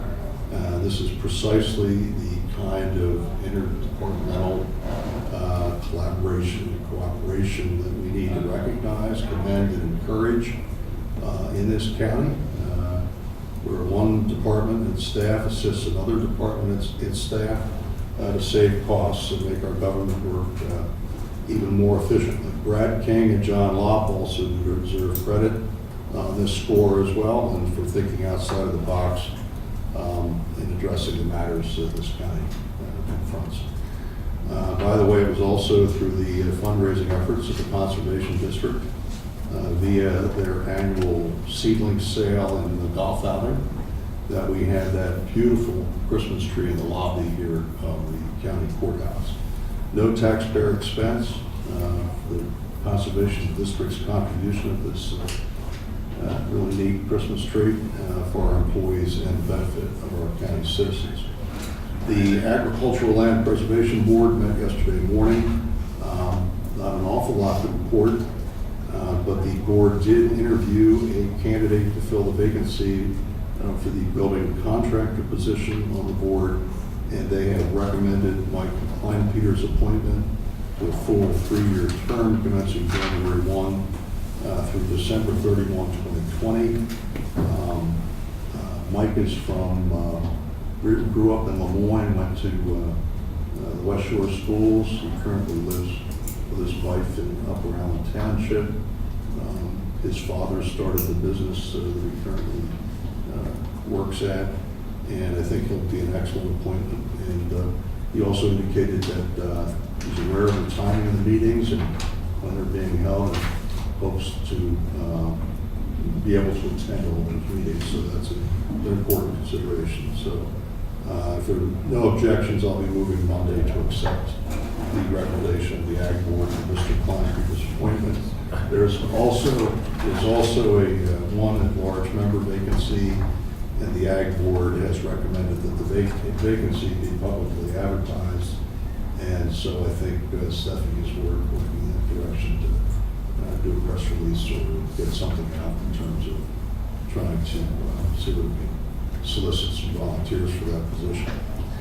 Coming up tomorrow, there's a morning meeting of our NPO, the Harrisburg Transportation Study Coordinating Committee. I plan to be in attendance at the December meeting of the Capital Region Council of Governments, as is customary because of the holidays, has been canceled. But there are plans underway for CAPCOG's annual dinner meeting in January, and I've got the invite if my colleagues didn't receive it. Certainly, we're all welcome and invited to attend and dinner in January. I think it's the 3rd week of January. I don't have the date, but and that's all I have for now. Thank you, Commissioner Bracewell. Commissioner Eichelberger? Okay, just briefly, I asked Kirk Stoner for an update on planning, as there was no planning commission meeting this past couple of weeks. So he sent me a note here this morning. He said about he did a radio interview on WITF, specifically regarding the comp plan. So they continue to get a lot of interest in discussion about the issues surrounding comp plan and how it was accomplished. And that's obviously a good thing if folks engage in an issue of that craft for our county. So good work to Kirk on that. He mentions too of the return on environment presentation, play on the return on investment phrase that they held with the Kittatinny Ridge Coalition. I've not heard of that organization. I think I'm pronouncing that right. So the event provided insight into the economic impact of natural resources in Cumberland County. Kirk mentions that the numbers that were presented by their technical person estimates the impact at over $1 billion in Cumberland County alone. There were 50 people in attendance, so that's a nice public event to have. Also, the Planning Commission is planning a first in a long time retreat, long-range planning, strategic planning retreat, sometime in February. No date nailed down yet, but they want to revisit, as all groups, in my opinion, periodically should, what they're doing, how they're doing it, what their role going forward should be, and as well as what's going on in the world around them, what should they be addressing. So I'll have more on that in the near future, but that's slated for February. I'm hoping to be in attendance there, but I am scheduled to be out of town a couple of days. I don't know if they overlap yet, but if I'm not able to go, terrific if we had commissioner representation there. So let me see if I see Sharika sent me something this morning. I'll just want to see real quick if there's something worth reporting out on the. Oh, she mentions that the Southbound Partnership, Power of the Partnership event is being hosted by Cumberland County. It's at the Bajorno Center where we used to go for the Township Association. That's going to be Friday, January 26th, 8:30 to 10:30. I presume that's AM. And the presentation will profile Cumberland County's strength in agriculture. They would be very appreciative if all three of us could be there. I think we certainly can make sure at least one of us is there. And again, January 26th, that's a Friday, that's a morning. So, just thought I'd pass that along as a reminder. The program includes The Stuff Dreams Are Made Of, and the speaker will be Ben Kishbaugh of Big Hill Cider Works. Also, You Don't Need a Silver Fork to Eat Good Food by Carol Rich Wine of the Central Pennsylvania PA Harvest Hub, and There's No Place Like Home, which will be presented by our own Sharif Barr. There's a couple other sessions, but I'll keep you in suspense. That's all I have. Oh, I'm sorry, one other thing, if I may. Recycling Authority, I didn't mention that yet, did I? Yeah. Please do. The December meeting is canceled just because of the lack of business items and difficulty in scheduling a quorum with the holidays as we might expect. But I did talk to Judd the other day. He said that he was in here to get his Christmas lunch that he had to. Thank you for setting something aside for him. I guess that's what we did. Everybody else got part of it, was part of the open house, but Judd came in. He made sure he had his food. It's the turkey. But he mentioned that they had a very strong day on, I guess it was Wednesday, they were open. So, and even as the weather's turning cold, we continue to see very strong demand. He told me the amount, I'm sorry, I can't remember it off the top of my head, but they had a very busy day. And that continues to show that the need still exists out there and that there's still a great continuing demand for what the recycling center offers. I'll ask him for a more detailed update. I did want to mention in passing, though, too, that we, I think a lot of folks know that there was an article in the paper. We had another episode of somebody illegally dumping. We're all aware we're going to have this from time to time. And Judd tells me that we've had 5 episodes and that we've been able to enforce, we've caught up with 5 times. So we've got cameras out there and everything. Just a reminder to people that we are enforcing a standard out there, and we're doing it for a good reason. There were, I think I mentioned to you guys, there were some comments online about why is the county going after this poor old lady? That's a quote, not my description, for wanting to recycle. And I do think that we have a need to continue communicating the message that, hey, we're trying to protect our environment, we're also trying to protect our taxpayers. It's a user-based facility. If you want recycling, you're going to have to pay a small fee for it. It's not an out-of-line fee. The county's not making money off of it. And more, perhaps most importantly, the fact that when people engage in dumping, they're essentially saddling that cost onto every other taxpayer in this county because we've got to keep the lights on. As modest as that facility is, there are expenses involved. And to the extent that we don't have users paying for it, it unfortunately falls on everybody else. That's not fair. We want to protect our environment, but we want to protect our taxpayers as well. We may need to get that message out a little more actively so that we're not seen as beating up on little old ladies or whatever the characterization is. That there's a reason we have enforcement. There's a standard needs to be met, and it protects everybody. And if we want to continue having a recycling center, that is a good standard to have. We have to pay for facilities. So I would hope we'd be able to continue addressing that. But I did want folks to know that we've been successful in the enforcement in terms of addressing those folks who have dumped material. That's all I have. Of course, if the legislature would address the issue, Yes. as opposed to ignoring it, we wouldn't necessarily have to worry about a fee-based facility. And in all fairness, there were 1 or 2 folks who commented online to that regard. And so I think there's some people who know that. It would be great if we could get more people to know that. The only other thing I wanted to ask you about, Especially Gary, if I could, was did we have any indication at this point as to whether the contractor, which I believe is from Connecticut, is willing to extend the contract, or? I'm not aware if there's any conversation on that. Last I talked to Judd on that topic about the commercial recycler who's we contract with. He said that they're very happy with how things are going. So no, they of course are subject to the whims of the marketplace, the demand for those materials, and many other factors that influence them. Well, I'm certainly glad that right now our residents have this option, and I would assume with the holidays just ahead that some people might be getting some new electronics, which means they'll want to get rid of their old electronics. So at least we have this option available now that wasn't available. Excellent point. That could be one of the reasons why we're seeing an increase, even though it's cold out there in terms of this. They're clearing the decks for the new team.